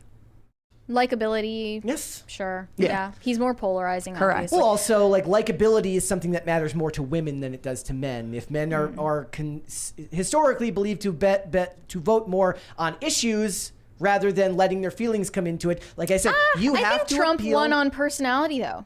Yeah, you have to have an it factor. On the second time around, he's technically, for the Republicans, he's being treated as an incumbent because it's his second time around, even though he's already won an election. He should be voting on his record and the record of the person who's currently in office, because he both has a record from his time in office and the record of the current administration. I don't think likability, because people have already made up their minds on what they think about him. What we're seeing now is people saying, I don't like him, but I might vote for him. So likability isn't as important as the issues. To male voters. For women voters, I don't know what he's going to do. Maybe he's to get an endorsement from who's somebody else that women like these days. What do the ladies like these days? If you're going off an endorsement, you shouldn't vote anyway. Like, if that's why you're voting off somebody else's endorsement, you shouldn't be voting. Of course not. Well, I we're living in this reality. There should be no party affiliation listed on any voting ballot. You should be forced to actually know about the people you're voting for, because a lot of people will just check the party they support down the line. You should be forced to make a choice based on actually knowing who they are, because a lot of people, if they don't see a party affiliation, I think they'll just be like, I'm not going to do it. I'll just leave it blank. I mean, they're like, what party is Taylor Swift in? Yeah. Just to close off, I did want to share this insight I saw about Taylor Swift trying to explain to conservatives why she is so popular with women, especially millennial women. It says, the last dude Taylor dated was an unambitious and effeminate British actor who turned her into a forever girlfriend of 6 years. She's a hopeless romantic who stuck around, even as he hid their relationship, made her walk on the outside of the road, and forestalled family formation. Taylor had to lead the relationship and play the masculine role. This is why it didn't work. Because of course it wouldn't. It rarely, if ever, does. The conservative worldview has been completely vindicated here. Yet we are not celebrating. Instead, we have to complain about fake wokeness because conservatives are in thrall to a reality television host who she, similar to most suburban women voters, does not like.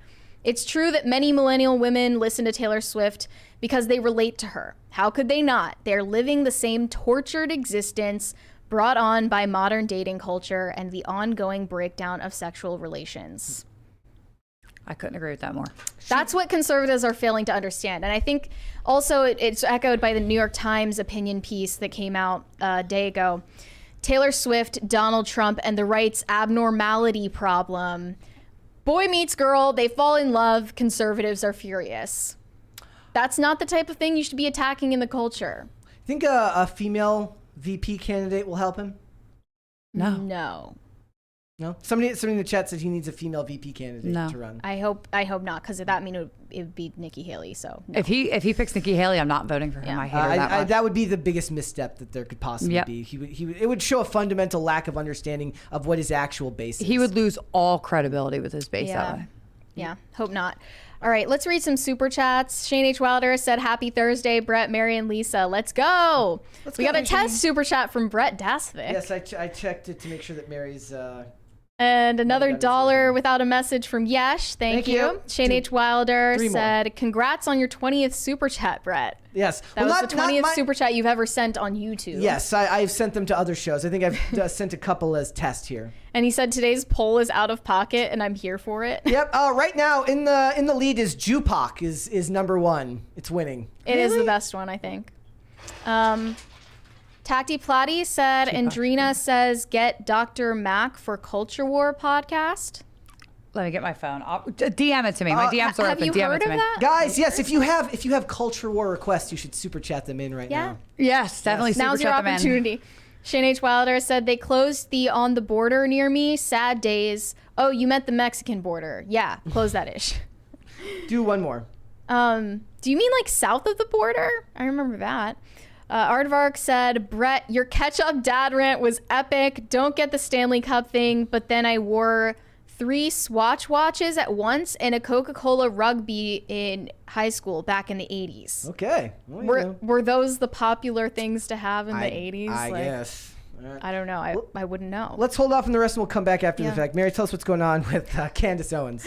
Well, let's check in on Ice Spice. She just released a new single, and here's the title. Think you the shit fart. Think you the shit parentheses fart. So that's where the culture is at. That's kind of your metric for where our culture is going, definitely on the decline. Here are some of the lyrics. Think you the shit, bitch? You not even a fart. I be going hard. I'm breaking they hearts. Bitches be quick, but I'm quicker. Bitches be thick, but I'm thicker. She could be rich, but I'm richer. Damn. So that's the chorus of the song. Clearly this is high art. Yes. And I saw that Candace Owens covered the release of this single on her show, and she's getting a lot of hate for her take. She said that Ice Spice's new single is aiding America's downfall and setting American society back. I can't say I disagree with her take. I really can't. She's right. Let's take a look at that clip from her show first. The one that's in the... Yeah, in the TMZ article. Okay, here we go. Hold, please. And here we are.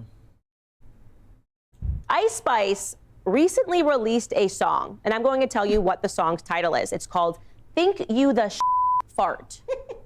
Yeah, I'm sorry. That's the title of the song. It's called Think You the Fart. And if you're wondering whether or not it's a good song, what do you think? It's called Think You the Fart.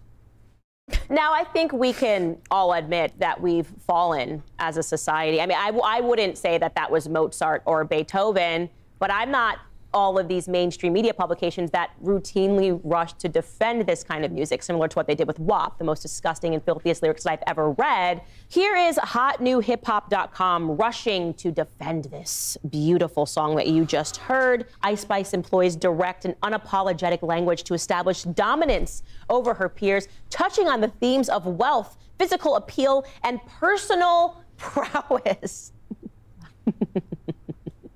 This is the reason that nobody reads this crap anymore. You guys lie about the big stuff and you lie about the dumb stuff. I just want to live in a society where we can all acknowledge that a song that's entitled Think You the Fart is in fact itself a fart. That's where I want to live. I don't know. Can we get back to that? I don't know. Let's move on. Okay. It reminds me of this lady who has this Instagram channel where every video she has, it's like the end of like a vulgar rap song, and then she does a review of it in an NPR voice. Have you ever seen that lady? No. No, I haven't seen that. He's like, that was back that ass up. No, but that's literally the tone of these publications. And I went and found the article that Candace Owens was reading from. And it says, this distinct choice of lyrics in the opening chorus has quickly become a talking point, capturing the curiosity of listeners and igniting discussions across social media platforms. Think You the Shit Fart serves as a bold declaration of assertive self-confidence and superiority. The lyrics reflect a contemporary cultural emphasis on material success and individual empowerment in competitive environments. Like, what are you even saying? It's Think You the Shit Fart. I mean, is that not supposed to be the most unserious song ever? Same stuff we say when we watch these movies and we have to listen to these like actors try to like elevate their like Hollywood like brain mush blockbuster movie to some type of level of high art where they're like, oh, we're challenged. Like, what was the thing about Bob the Builder? Like, where they're making a Bob the Builder movie and they're like, do you remember that? Yeah. Like, just what were they saying? It's like themes of. There are themes of empowerment and friendship and teamwork, and it points to the vibrant culture of Puerto Rico. I'm like, bro, it's a movie about Bob the Builder. Like, kick it, dude. Just no. It's Bob the Builder. Yeah. It's Think You the Shit Fart. It's not high art. You don't need to sell it as that. The problem is that we've always had like music that was like degenerate like this. Like in the 20s, there was that one lady who was singing all that crazy, disgusting like lyrics, but it wasn't popularized. Who?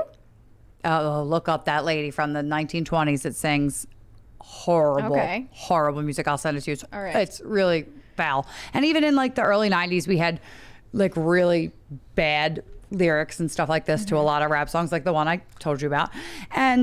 And like, but it wasn't on the radio and it wasn't in social media because we didn't have social media. I mean, it wasn't. It was on the radio, but they had edited versions. No, that Argylle song was never on the radio. Like, you couldn't. There's not a word in that you could put on the radio. Just like this lady from the 20s, she couldn't put that on the radio either, and they weren't censoring things out.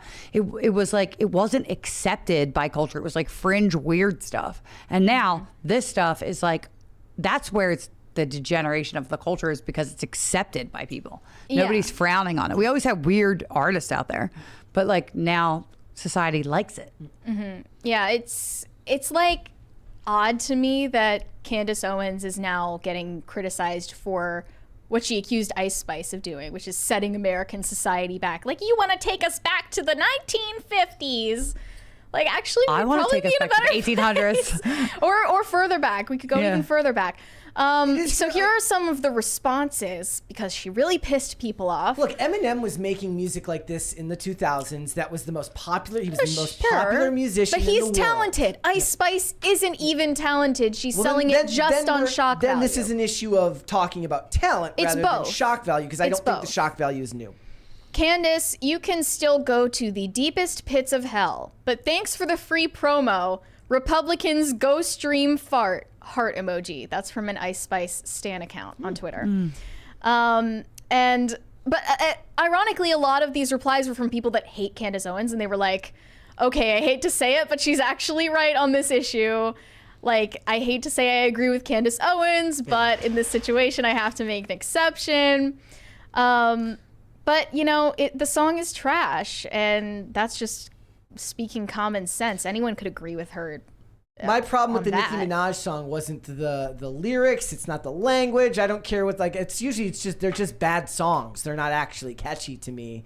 I don't know how much this is, like, I did disagree with Tim saying that people don't actually like this stuff and that it's inflated. I was like, these people have huge concerts, they do big numbers. Like, yeah, they might be doing some type of funny business with the numbers as far as sales go. I think a lot of that probably has to do with getting bonuses from your record label and things like that and increasing the numbers on paper. Funny money has existed in the entertainment industry as long as the entertainment industry has been a thing.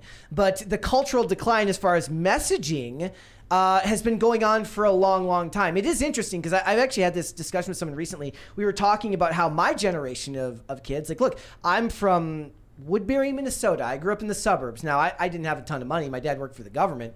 But, like, I was in the suburbs, right? I wasn't in inner city. And we grew up listening to rap music. And somebody said, well, that's because you grew up listening to rap music ironically. And at first, I bought that. And then I'm like, not really. Like, no, like, I didn't listen to it like, haha, this is so funny to listen to this. That wasn't it. You thought that these artists were cool. Like, these artists had an edge. They had style about them, whether you're talking about Tupac and Biggie, well, like all of these things. And in that cultural decline, you could attribute that to cultural decline, I suppose. But I also do believe that a lot of those artists back then, Tupac being a poet, there was actually more to the lyrics back then, what they were talking about.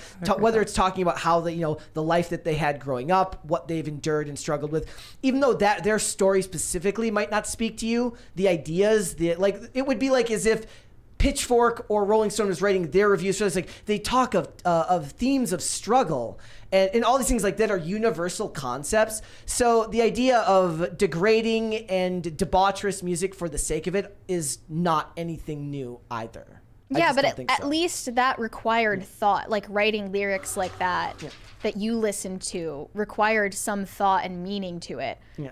what I just read to you doesn't have any meaning. I feel like the disposability of music now plays a huge role in that. You're not buying albums, you're just streaming it, right? Like Ice Spice is obviously getting propped up by the media. You're not like back in the day you crafted an album and you made an album and it was a physical item that you could purchase. Now I feel like the moment your music comes out, it's remixed for TikTok instantly anyways. There's a disposability to music now that didn't exist before. Like I said, like there was something joyous about finding an album that you liked listening to the whole way through, and it's just they're not crafted with that idea in mind. Virality is more important than the actual message of the music. And a name like that song, yes, it could be because she wants to course in the culture, or maybe she just thinks the title is shocking and it's going to make her a lot of money. It's because she's dumb and the media is artificially promoting her, which makes her an industry plant. Bring back the thong song. Yes, where is Cisco? No, that was a terrible song too. There you go. Lisa, you Pony by Genuine. Yeah, I remember that one too. Yeah. I know all the lyrics to all those songs.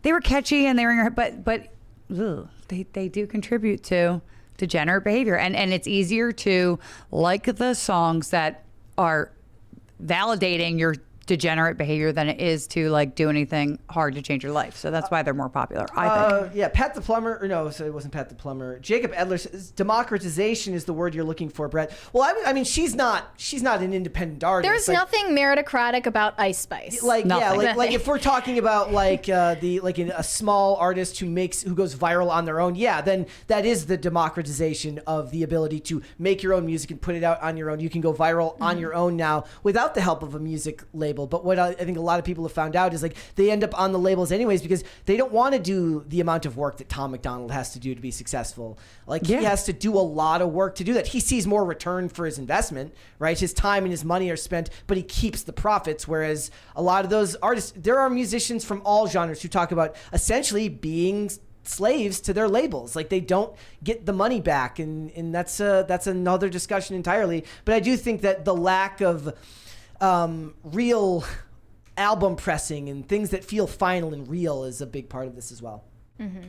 Yeah, the disposability of our culture, the throwaway culture. Yeah. I wanted to also point out this tweet from a Taylor Swift stan account about Candace Owens. She recently titled one of the episodes of her podcast, "Why the graphic AI photos of Taylor Swift are actually a good thing." And in the thumbnail, it's her throwing up a thumbs up and smiling. I love every time there's an article that says why something is a good thing, you're about to read the shilliest shill. I went and watched that episode, and she said the exact same take that I had, which is the silver lining to Taylor Swift having all of these AI images of her spread around the internet is that people will actually pay attention to this being an issue and the threat of AI advancements. That was basically what she said. But she used a catchy title and a catchy thumbnail, and people paid attention to it, but then they didn't go to the effort of actually clicking on it and looking for context, which is the definition of the internet. And they captioned it, "God, please take all the pain from good people in the world suffering right now and give it to Candace Owens." Ow. Wow, that's a little rough. That's rude. You're hurt. Don't let people on the internet hurt you. Especially because you didn't even do the research, you know? But I say, they're always Candace Owens is totally right about Ice Spice. She's completely right. Her take was correct. They always have very violent imagery and of what they'd like to do to people, which I'm always I find disturbing. Mm-hmm. Yeah. So she's not lying. I'm on her side. I don't. Again, I'm not the Ice Spice demographic. I'm not listening to it, so. I've never heard an Ice Spice song ever. People younger than me, and most likely women. TikTok allowed this to happen. I would imagine. Yeah. Well, TikTok's going through their own thing right now with the Universal Music Group. So. Yeah. All right, let's go to Super Chats. Frankentosh said, "On guard, I'll let you try my Jutang style." Bucky Ducky said, "Sarah, I'm too scared of going on PCC because I don't know pop culture." Meanwhile, Lisa, what's a Star Wars? No, I know nothing. I said that as soon as I walked down. I was like, this is kind of really maybe. Wait, if Wu-Tang, so if we've got RZA, And what would Ben Shapiro's rap name be then if he was a member of the Wu-Tang Clan? He can't just be the leader of the Wu-Tang Clan. He has to have a name. There's already Jeezy, there's already RZA, Argylle, so we would need to give him his own. I guess he'd be BZA. Bizza. How about like Yizza for Yamaka? There you go. He can be Yizza. And then that was before SZA was even a thing. Mm-hmm. Sorenko Productions said, since she was brought up, Lisa, is Taylor Swift the Antichrist? Oh, I don't think she's the Antichrist. I don't. We did a whole episode on that, right, on the Culture War about. Do you think it's Trump then? Elon and Trump. No, I just think that's. I don't know. I don't get enough into that to have an opinion. I do think it's a little weird that she looks like the Satan chick, and I do think it's. Mm-hmm. Yeah, I think it's a little weird that they look alike, and I think it's a little weird that she stepped down the year Taylor was born. Other than that, though, like, I'm not going that far. They don't just look alike, though. They're twins. They're carbon copies of each other. Also, remember I sent you the video that one time of Taylor Swift with the toy set, the lady from the 80s with the toy set that looked just like Taylor Swift? Oh, yeah, there was a commercial. The model in the commercial looked exactly like Taylor Swift. It's so weird. Mm-hmm. Jacob Edler said, Lisa, if you like long, epic movies, I recommend Triple R. I don't think is that it you a would like period that. piece? No. I don't think that you would like that. Gone with the Wind, I'm all about that. That's like my favorite movie. And Sound of Music. Sorenko Productions said, I love how everyone's first question when they watch The People's Joker is that a dude? I think everyone's asked that question. Yeah, I mean, it's sad you can't tell anymore. I could tell. I mean, I could tell, but like the fact that I have to ask is weird. Somebody says Jew Life Crew. That's funny. Alphonse said Gucci Menorah. Would that be his rap name? He could be Gucci Menorah. We need to write these down because I'm liking these. Let's do one more. Okay, Organized Business Services said, Mary, I saw Fresh and Fit. Hell no, I will not go again. Well, if I wasn't on Fresh and Fit. I was going to say, were you on Fresh and Fit? I didn't know I was not on Fresh and Fit. I would do Fresh and Fit. I would love to fight with these people. I mean, Myron said I could, and Brian said for whatever, but I'm not like flying myself out there to do that. But a lot of work. Yeah, it's like a lot of work to do that. But I would love to get my hands on some of these crazy only thought ladies. All right, Mary, why don't you tell everybody about POLYWORK? Well, Gen Z is obviously entering the adult world, and they're adapting to adulting. And they are discovering all of these newfangled inventions that used to be called second jobs, and they're calling it polywork. They have to come up with a label for literally everything that has just been a normal fixture of living as an adult functioning in society. Yep. So this says Gen Z and millennials rebrand side hustles as polywork amid struggle to make ends meet. They're only monogamous to the money. And this is because of inflation. They're having to turn to having second jobs or side hustles, crypto, drop shipping, OnlyFans. I still don't understand all of shipping. it. I don't either. I wouldn't pretend to. Welcome to the age of polyworking, led by Gen Z in response to the rising U.S. inflation and living costs.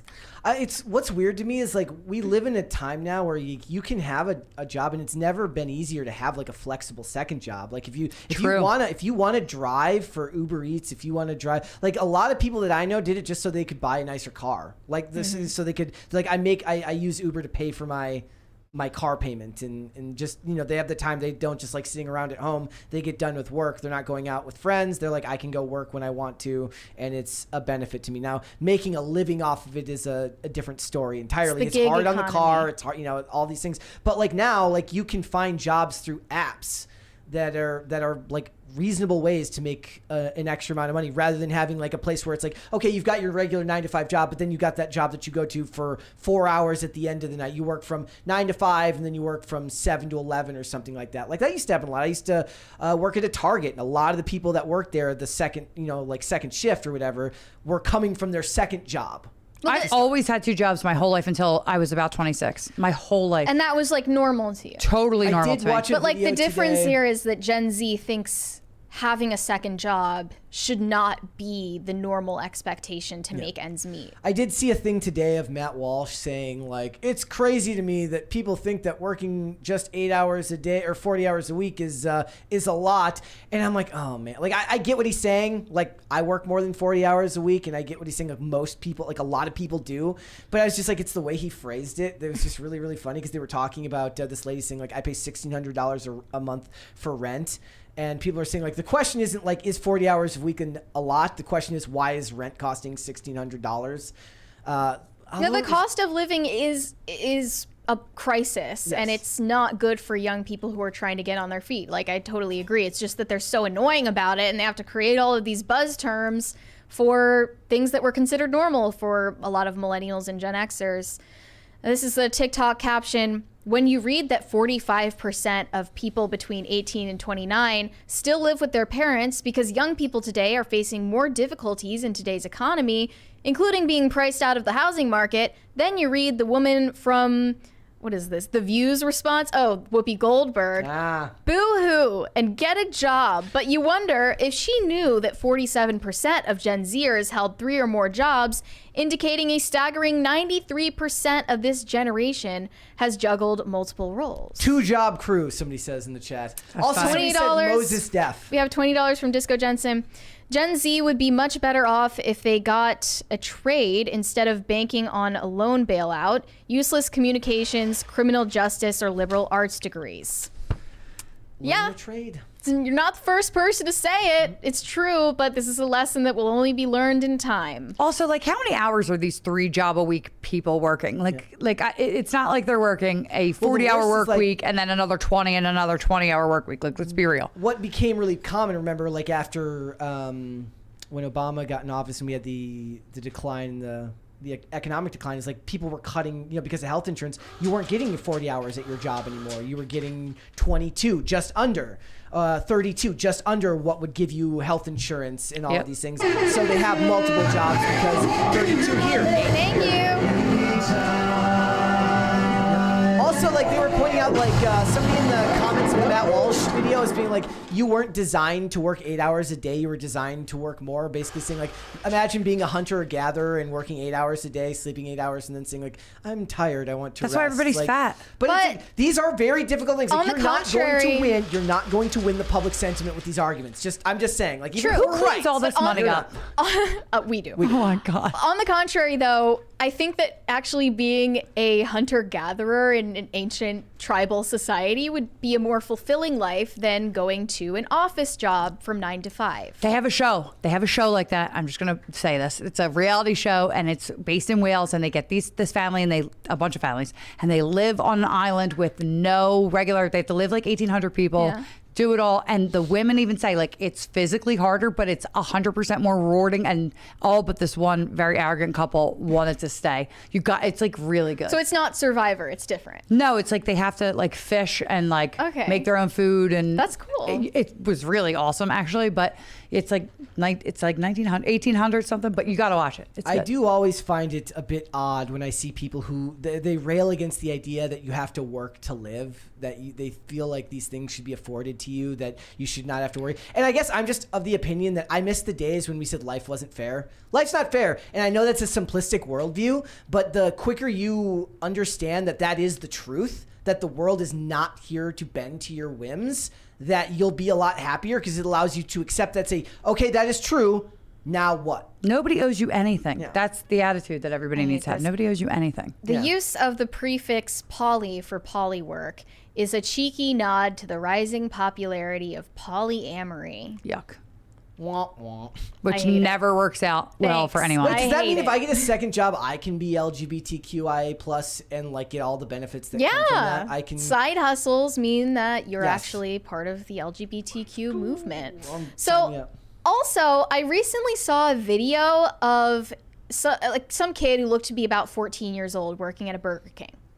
I thought that was sweet. It went viral on Twitter. I cannot for the life of me find it now. I can't find it on the internet. It was like scrubbed from the internet. It was like scrubbed from the internet, essentially. The person who was recording him was behind, on the other side of the counter, and they were like, when I was your age, burgers cost, what did they say? 79 cents or 89 cents. And he's like, I'm sorry, I can't give it to you for cheaper. But, you know, he was a cute kid. He had braces. He's probably in high school, and this is his first job at Burger King. And immediately the response from tankies on Twitter was that this is the normalization of child labor coming back in the United States. Like, child labor is making a comeback. They this yearn is a horrible for the thing. mines, even This if the is mines is a Burger King. travesty. How old were you when you had your first job, Mary? I was actually 20. How old were you? 16, 15. I was volunteering at a hospital as a candy striper when I was 12, and my first real paid job was 14. Okay, if volunteering counts, then it was definitely earlier than that. But my first paid job, I was a bus girl at a restaurant making salads and back and doing dishes, was 14, and I folded pizza boxes at a different one. Yeah, I pushed carts at a grocery store. But like my parents encouraged that, and they didn't buy me stuff. Like they bought me stuff at Christmas, but like they didn't buy me stuff throughout the year. I had to buy anything I wanted, so I worked. I thought that you know, if we get children to work in the food service industry, then they're going to get emotionally abused by customers a lot less because they're cute. True. No. More forget. People would be nicer. That video itself, the Burger King video, the lady's like, when I was your age, burgers were 69 cents. And the kid's like, okay. I felt that like when I watched that though, I felt that like that person knew him and was just like saying that and like taking it because they were proud of him, but they wanted to seem like when I was your age. Like that's the vibe I got from that. I also saw someone post a picture of a Burger King where another kid was working, and there's a sign on the door that says, "Hey parents, do you have a 14 or 15-year-old? Do they need a job? We'll hire them. Ask for an application." And all of these people with the hammer and sickle in their username on Twitter were posting this, and they were acting so horrified at the idea of a 15-year-old working at a fast food restaurant. But because they it's can't not the imagine, end of the world. I guess they can't, because they don't want to work. They can't imagine somebody voluntarily wanting to work. The argument The they kid always wants give is money for video games or something. the argument that they are making in these threads was like they're saying a kid shouldn't be forced to work to help feed his to help take care of his family. But that's not and, what they're doing. Exactly. How do you know that that's the reason? They're coming up with a counter argument to something that they don't actually know why this kid is working. The kid wants a $120 pair of Jordans, and his parents won't buy it for them, so he's got to go save and work at Burger King. Just remember, the government gets involved. Remember when the poor kids they go out there, they start the lemonade stand, and the evil state government comes and shuts them down because they don't have a business license because the government is evil.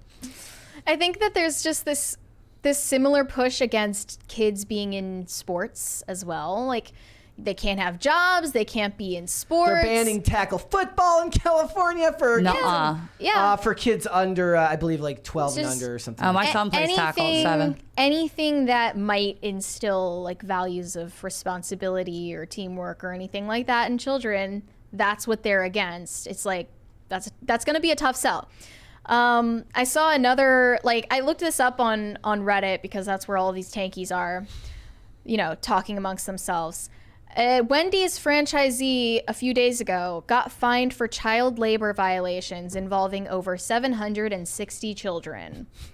And another one. A year ago, child labor laws in Arkansas were fully repealed. Let the kid, they yearn for the mines. We all know it. The kids want to work. And here was their basic problem with the idea of a 15-year-old working at, a Burger King or whatever. They can't vote, but they can pay taxes. So this is wrong. Remember, though. They're getting taxed without representation. Yes. Also remember, that also means that Girl Scout cookies are free child labor. Because those girls aren't paid to sell those cookies, and that's a scam. It's an MLM, really. If you think about it. Don't send your kids to the Girl Scouts anyway. But I don't buy the Girl Scout cookies anyway because they send money to Planned Parenthood. Correct. But few people know this. But yeah, I guess that's just their argument for letting 15-year-olds vote, which is also a horrible idea. Somebody says, what Wendy's has 700 employees? Well, I guess it would be over the span of like many years. Okay. It's just like each of the kids just jammed together like it's a little bread line of them pushing the things down. But I love this headline. Twitter pinko angered at the sight of a happy kid earning a little extra cash working at Burger King. My daughter said like 2 years ago, like, when I grow up, I want to be a cashier. And she meant it. Like, she thought that was a cool job. Like, she wanted to go did. They take play people's that money. way. So, like, if they want to do it and earn some money, let them. Mm-hmm. Kids play pretend as cashiers a lot. It's like something that they really aspire to for some reason. Yeah, until some evil Karen comes in and yells at you for something, then the romance is pulled off of that job real quickly. Then, but also you learn to.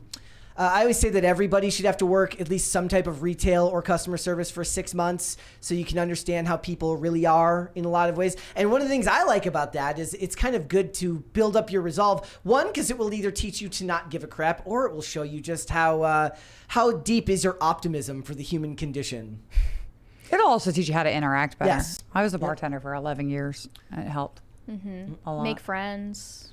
You know, become more socially adjusted. Gen Z has a problem with that. True. They could use more of that, but maybe that's because they're working jobs like Uber Eats, where they just drop it off and then they don't actually interact with anyone, or they're not working at all. Yeah, you can see the dust in the air after they run away. Is there any data that says that Gen Z is working less than previous generations? I would imagine that can't be true. How can they both have a housing crisis that they can't afford their apartments and not be working? Well, the college-aged Gen Z, they're probably working less because they're full-time students. But other than that, I would guess they're working. Big one here from the Manic Mustache. For $50, he says, "Hey gang, late as always and apropos to child labor, I had 2 jobs by 13 and was raising 3 kids, paying a mortgage, and had fought in 2 world wars. Kids be soft these days, and with all these beautiful women in studio, Brett, who is watching the bread?" You bread like this, like the money bread, or actual bread? I'm sorry, you had 3 kids and a mortgage at 13? He already had 3 kids. That's impressive, man. No. Yeah, 2 jobs. Yeah, 2 jobs and 3 kids.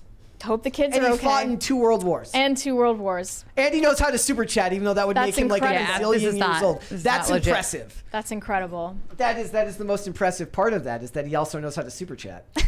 And also, like, how do you even have the money to super chat when you had 2 kids at 13? Yeah. You must have had plenty since then. He has a hard work ethic. Yeah. Disco Jensen and he walked uphill to school both ways. Another thing the current gen is lacking is motivation and work ethic. The thought that because they have a degree leads them to believe that they get to skip entry-level pay. Everyone starts at the bottom. Well, also, like, they are sick of the fact that when they get hired to these jobs, they apply and they're like, "We need you with 5 years experience." And stuff. Now we're seeing that's kind of going away. I saw a lot of people saying that a lot of jobs are removing the college requirement. Yeah. At their companies. As they should, because it says nothing about your competence. Yeah. And nothing about your intelligence. Yeah. And but this is also like, this is why I tend to fall a lot of times on the other side of the argument on certain things, where some people are like, "We need to get the old guys out of there. We need the young people in there." I'm like, the old guys and the young guys are just as bad, just in different ways. I agree with that. Fair enough. I just think it's ironic that all of these leftists are like, they don't have the ability to consent to having a job, but they should be able to cut their dicks off. Like, yes, that's what they're saying. I'm kind of seeing a contradiction there. I mean, I see this a lot of the things. It's like when people make these arguments where it's like, this group says this, also they say this. No, what you're doing is you're taking one example of a person saying one thing, another example of a person saying the other thing, who just generally identifies in the same political sphere, whatever, and you're acting as if they both said the same thing. Now, the sentiment may be the same or true, but it's an invalid argument to make. Unless you have a thing, it's kind of like that page Defiant L's, which I always love, which is it shows people directly contradicting themselves. Problem is, politically minded people don't care if they're contradicting themselves because they believe that there is no truth but power. So it doesn't actually solve anything because they gladly lie and they gladly contradict themselves. They don't care. Mm-hmm. Yep. That's true, too. All right. Let's go Super Chats. Okay, Jetlag said, "So when are we going to stop pretending Tom McDonald isn't a cornball with terrible music? Nobody buys music on iTunes or Amazon. Incel core is better." I don't know what incel core is, but I think I have an idea of what incel core is. But I just appreciate that Tom McDonald supports his own work, and it's cool that he doesn't need to be part of an establishment record label to get a lot of streams. Also, I'll say it again. Listen to the song "No Lives Matter." It's very good. Yeah. And also the production quality is great. Yep. Shane H. Wilder said, "Mary, I want you to yell wait, what? I want you to yell, 'All going to hell, fresh and fit,' on Fresh and Fit." He wants you to go on Fresh and Fit and say, "You're all going to hell." You're all the wicked witches who belong in hell. Shane H. Wilder said, "Anyone remember when Poison came out of retirement just to do a hair metal cover of Justin Timberlake's Sexy Back?" No. No, I don't remember that. That would kind of be cool. I might want to look that up when I leave. Okay, Shane H. Wilder said Michael Jackson grew from a young black boy to an old white woman. True. Oof. Yeah. Joe Watland said, what's your guest's favorite show to stream? I guess podcast or a normal show. Mine, I like history documentaries. There's a new app that's something else I subscribe to, History Hits. They've got like great documentaries. So I listen anything that's old, anything that's in 1800s or before. That's me. I was born in the wrong generation. Lisa I've really always was. been like this. So I've always been like this. So my daughter listens to like Frank Sinatra in her room, and like she's a record player, and I'm telling you, we're just built different. I just like it better. Shane H. Wilder said, adult diaper spa, MAGA, make asylums great again. We are truly in need of them. The Last of My Kind said, in Community, Donald Glover played young Michael with Jillian Jacobs playing older Michael. It was actually pretty good. Season 3, episode 12. Lisa, howdy. With a winky face. Winky face. Bigot Chicken Uh-oh. said, oh, go ahead, tell me. What's Bigot Chicken Lisa, say? you be Pebbles and I'll be Bam Bam. I love Bigot Chicken. I'm just going to say that. Flintstones. I love Bigot Chicken. Yeah. I know Bigot Chicken. I love Bigot Chicken. Okay. It's wonderful. I've never seen that username before. Bucky Ducky said, shout out to Mary for saying paraphilic infantilism and autonepiophilia like a champ. Those are some fucking words. Yes, it's one of my favorite reasons is watching like old, like the 2000s crime shows is having to hear like the characters say these ridiculous scientific terms flawlessly and just imagining how many takes it takes them to get it right every single time in a monologue. I like to enunciate. Corey Anderson said, I missed the beginning. Is someone nursing adults for pay? Technically, that was not mentioned on the website, so I certainly hope that's not going on. Capitalist adult diapers. Ugh. So gross. Do you have to change it? Are they allowed to go in it? Yes. Oh my God, I Because can't. she was like, here's my changing station. Thank you, guys. And she like has wet wipes. That's a biohazard. It's disgusting. So you have to pay someone $1,500 to change your diaper. I can't. These people are, like, that's the word I was going to say. I'm not going to say it. These people are ridiculous. Quite Blackpilled said, Mary Morgan, pro-Mormon confirmed. I wouldn't call myself pro-Mormon, but I think in a lot of ways they're definitely winning the optics war. At this rate, I'd take that over what we have now. 100%. They're actually like doing a good job of appealing to young people and like getting young converts. I've been listening to a podcast about this. Like they're actually like cooler, at least on the surface level. Like they're getting a lot of young converts. Two that were knocking on the doors in South Philly last week were not cool looking at all, but at least they got a ground game going. It's shifting. 60 Watt said psychologists and psychiatrists would be making an absolute fortune if they weren't all leftists too. Everyone needs Jesus, including me. Facts. Joe Watlin said those diaper people are creating their own trauma within themselves. Then the business is claiming to treat trauma. What a racket. I mean, a lot of people see therapy these days, like the over reliance on therapy, the absolute like worship people have for the idea that therapy is this universal fix for all your problems. I did see, who was it talking about the other day? They said like you should be required to, like your doctor should be required to ask if you exercise before giving you. Lauren Southern, I think that was. I saw that. And you know, that's a fair question to ask. Mm-hmm. Like I always point that out. I said the best thing for me mentally when I'm having a rough time is getting out of my head is to go skate, is to do anything that is not sitting on my phone or sitting in front of a computer. Yeah, I think she said a requirement to before you can get SSRIs is to have tried 2 days a week in the gym first, or asking what your diet's like, and they should be doing more than just prescribing. Mm-hmm. A lot of it is situational as well, and that's not really acknowledged. T-Dog said Taylor Swift needs to open her home for these illegals. She voted for this. We're truly living idiocracy if people vote for Biden because of her. Do we actually know if she voted? Did she get like? I don't know. Like, did she wear the? Did she go out with the? Oh, that's worse. I bet you she didn't. Worse than the black square. Worse than all the virtue signaling is lame celebrities posting their "I voted" sticker on them. God. But they're doing their civic duty, Brett. By the way, my I voted sticker vote. this year that my kids got was in Russian. What? That's not disconcerting at all. I come out of the thing and they have Russian Spanish and English, and my kid's like, I picked the Russian one. I'm like, oh great, the whole internet's going to continue with that. I'm a Russian spy. But but yeah, I don't know why they had that. They think you're a Russian spy? There was like a little fake bot campaign a couple years ago, like that somebody paid to like smear me, and it was like Lisa's a Russian spy. It was a long time ago, but there was an official bot campaign to do that. But yeah, I can't believe that they have I voted. That's insane. In Russian. Yeah. Shane H. Wilder said, inside source, LMFAO. Yeah, we can't really trust the inside sources. The Rumbling said, Raiders fans oppose all of this and will be voting Trump if this happens. If Taylor endorses Biden? Really? I mean, it's not if, it's when. Is your rivalry that big? It doesn't matter. It's not gonna matter. I don't think it's gonna matter either. It's not gonna matter. It'd be funny if she did it like the day before the election, though. Oops, almost forgot. Gal Gadot said, so-called conservative women are leftists at heart. They say smaller government while asking for everything they don't like to be illegal. Then again, logical consistency is a male thing. But I don't want smaller government. I want bigger government. I think that even like me and my mother who's like super conservative. I mean, we grew up with this feminism stuff shoved down our throats since before we were born. Like our mothers were too. And my mom still has like, have your own bank account. And like, she's Miss Conservative. Like we've all grown up where feminism was a part of everything. And so if you recognize that and you're trying to get away from it, doesn't mean other things aren't going to seep through. I hate that. Like you're not conservative enough if you're not like anti-feminist enough, and I hate women, so like I don't know what more you want from me, but like it's a strong statement. I don't like most of them. Disavow. Don't like most women, sorry. But just to be clear, I'm definitely pro big government, just one that we get to control.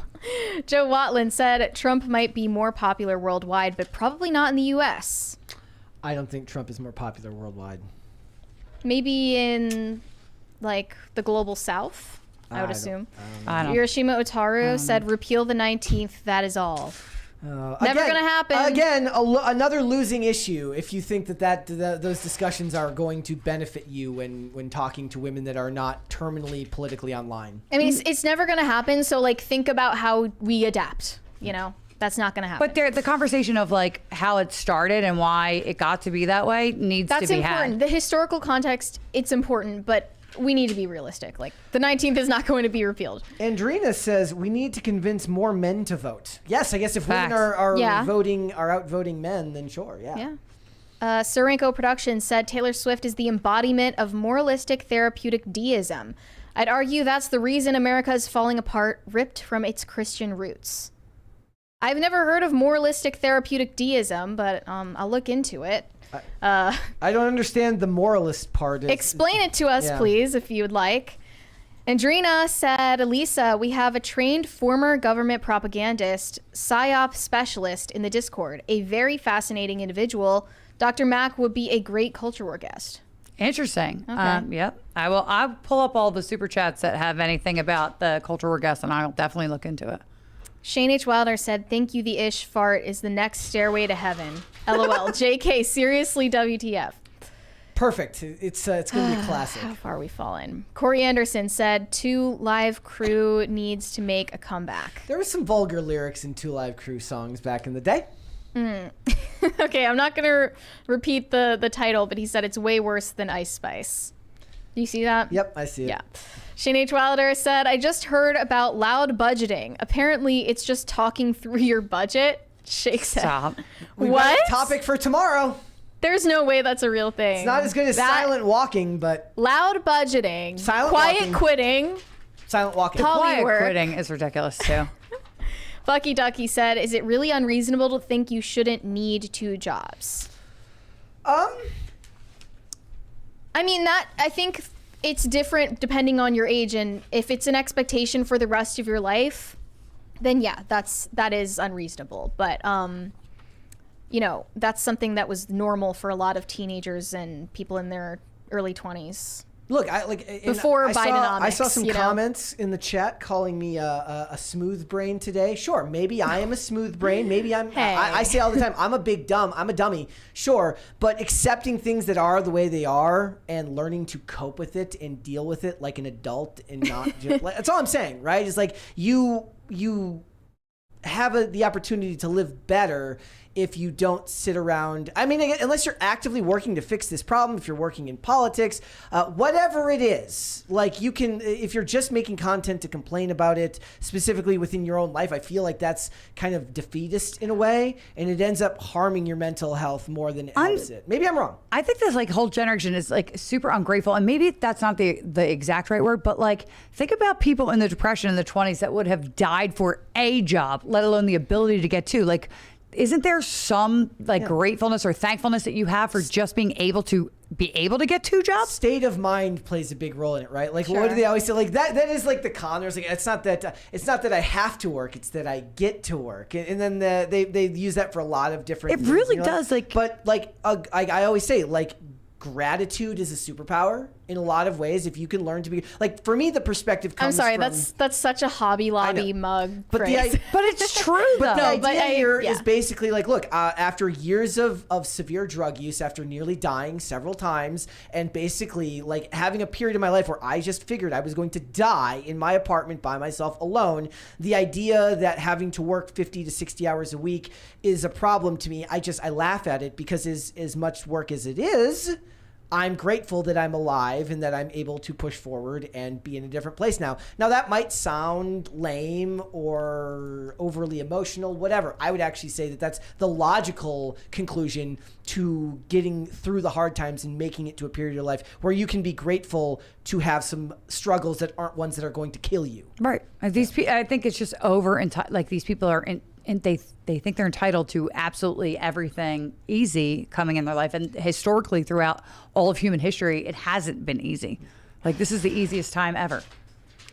I mean, I think that the issue is Gen Z has valid things to be concerned about with the economy, but they're just so annoying about it in the process that no one wants to listen to them. That's fair.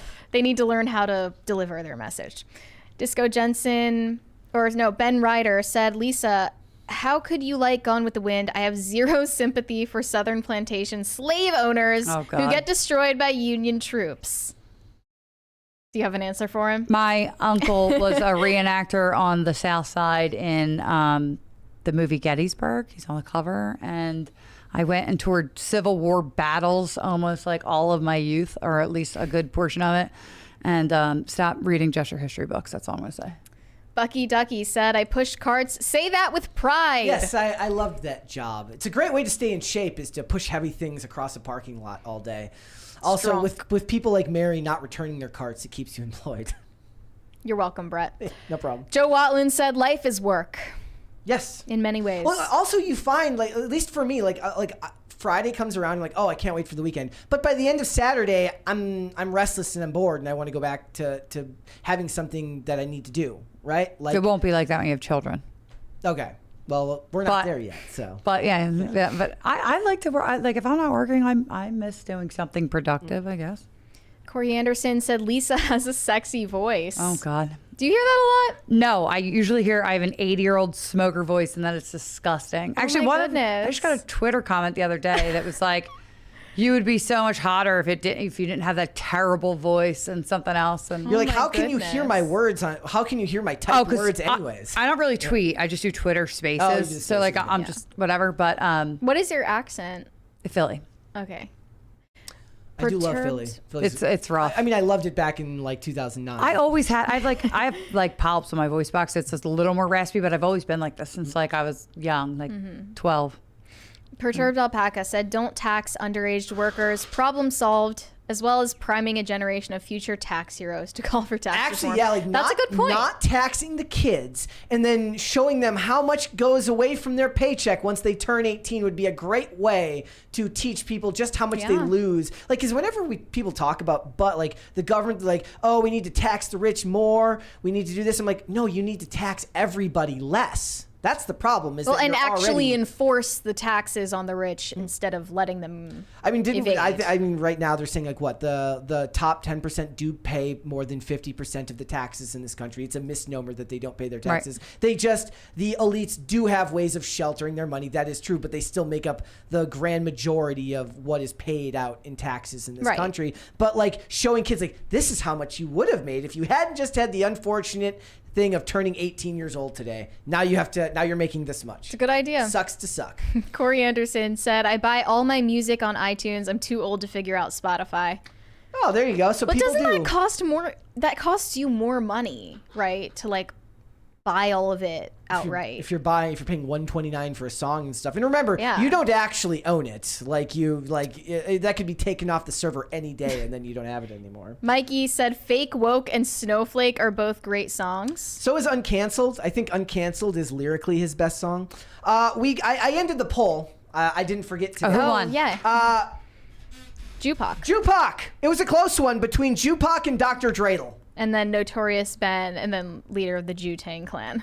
Very good survey today, guys. I believe 50 Shekel definitely would have had a better chance, though. We should have added that one. Left that one off. Tony said, wonder if the Michael Jackson biopic will cover his Nazi phase. Did he have a Nazi phase? What?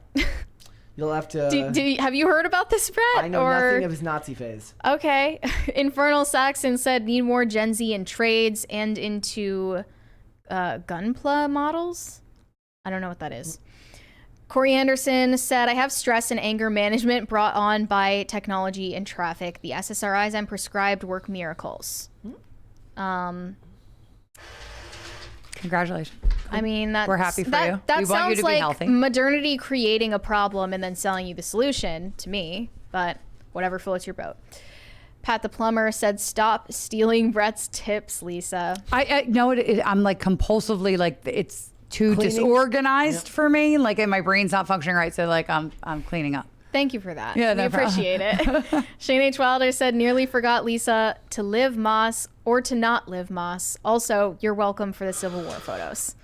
Oh, thank you. They were awesome. Taco Bell or no Taco Bell?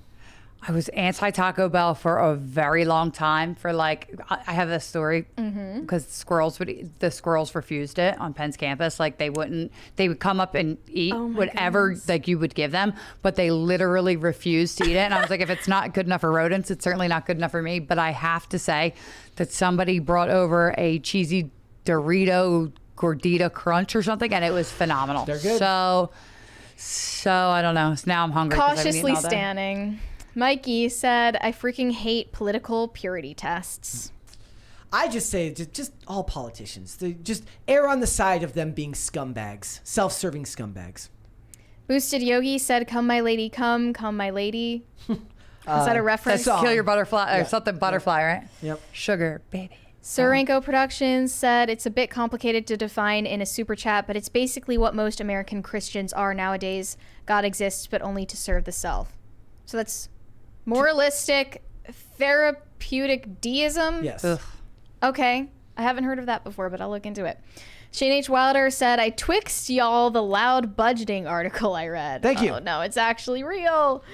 Organized Business Services said, I pushed a cart at Publix. My manager pinched my ass. What? Assuming you're a dude, just big win there, buddy. You're just going to drop that information and leave? Okay. Tacti Platy said, Lisa, thanks for coming. Did you like it on PCC? Possibly come back? I love it. It's fun. And as an Eagles fan, do you support Redskins' name coming back? Yes. I still call them the Redskins. I tell my kids they're not allowed to call them the Commanders. They are the Redskins. They will forever be the Redskins. The worst part of house. the name changes, whether it's the Commanders or the Indians being renamed the Guardians, it's just how bland and inoffensive and boring the names are. I hope it comes back. Honestly, I do. And like I said before, like that's such a cool name. You're proud of those. Like, you're.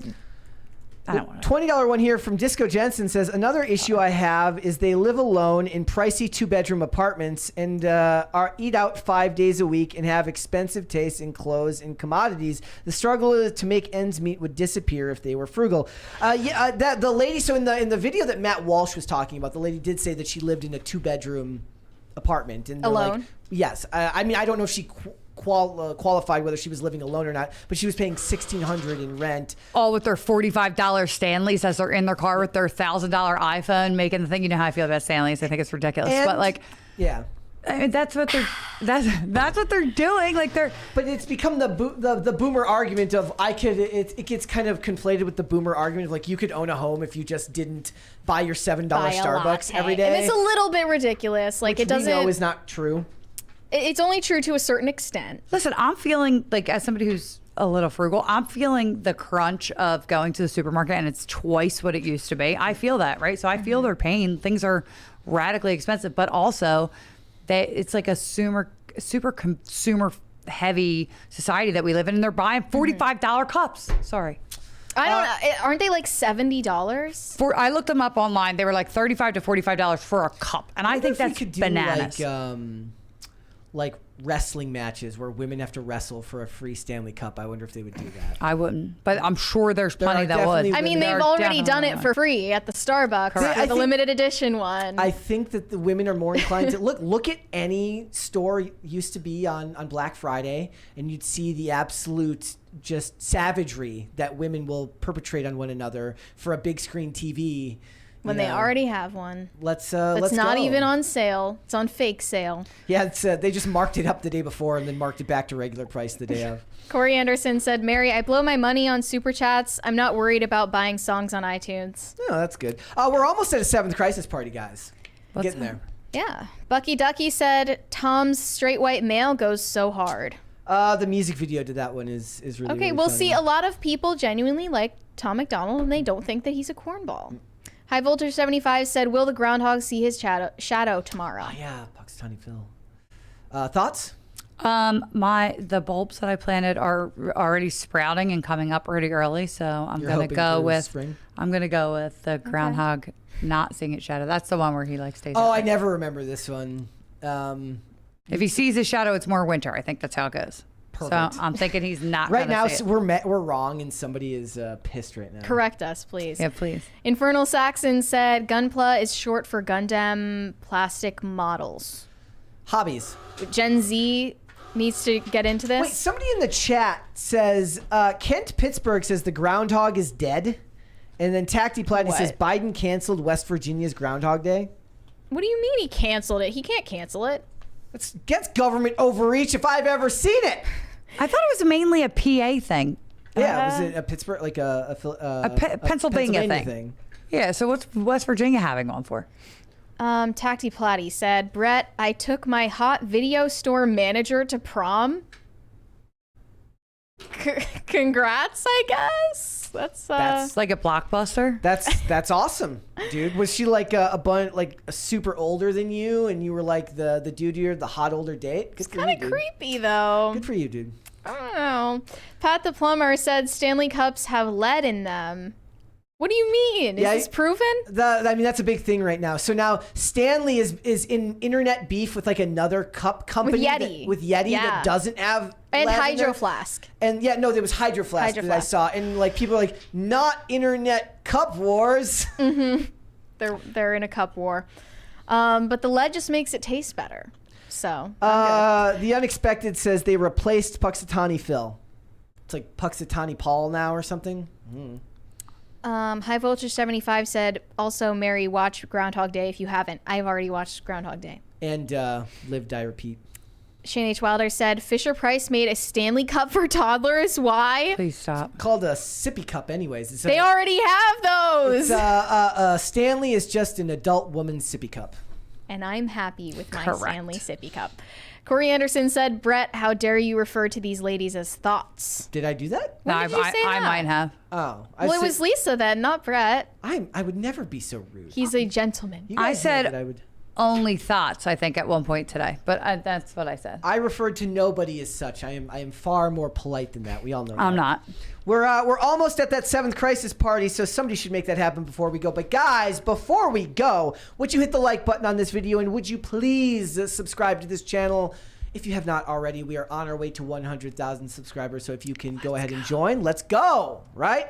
All right, Lisa, thank you so much. No, thanks for having me. It's fun. I like all the lights and the money. I was like, this is a good time. Let everyone know where they can find you if you want them to follow you.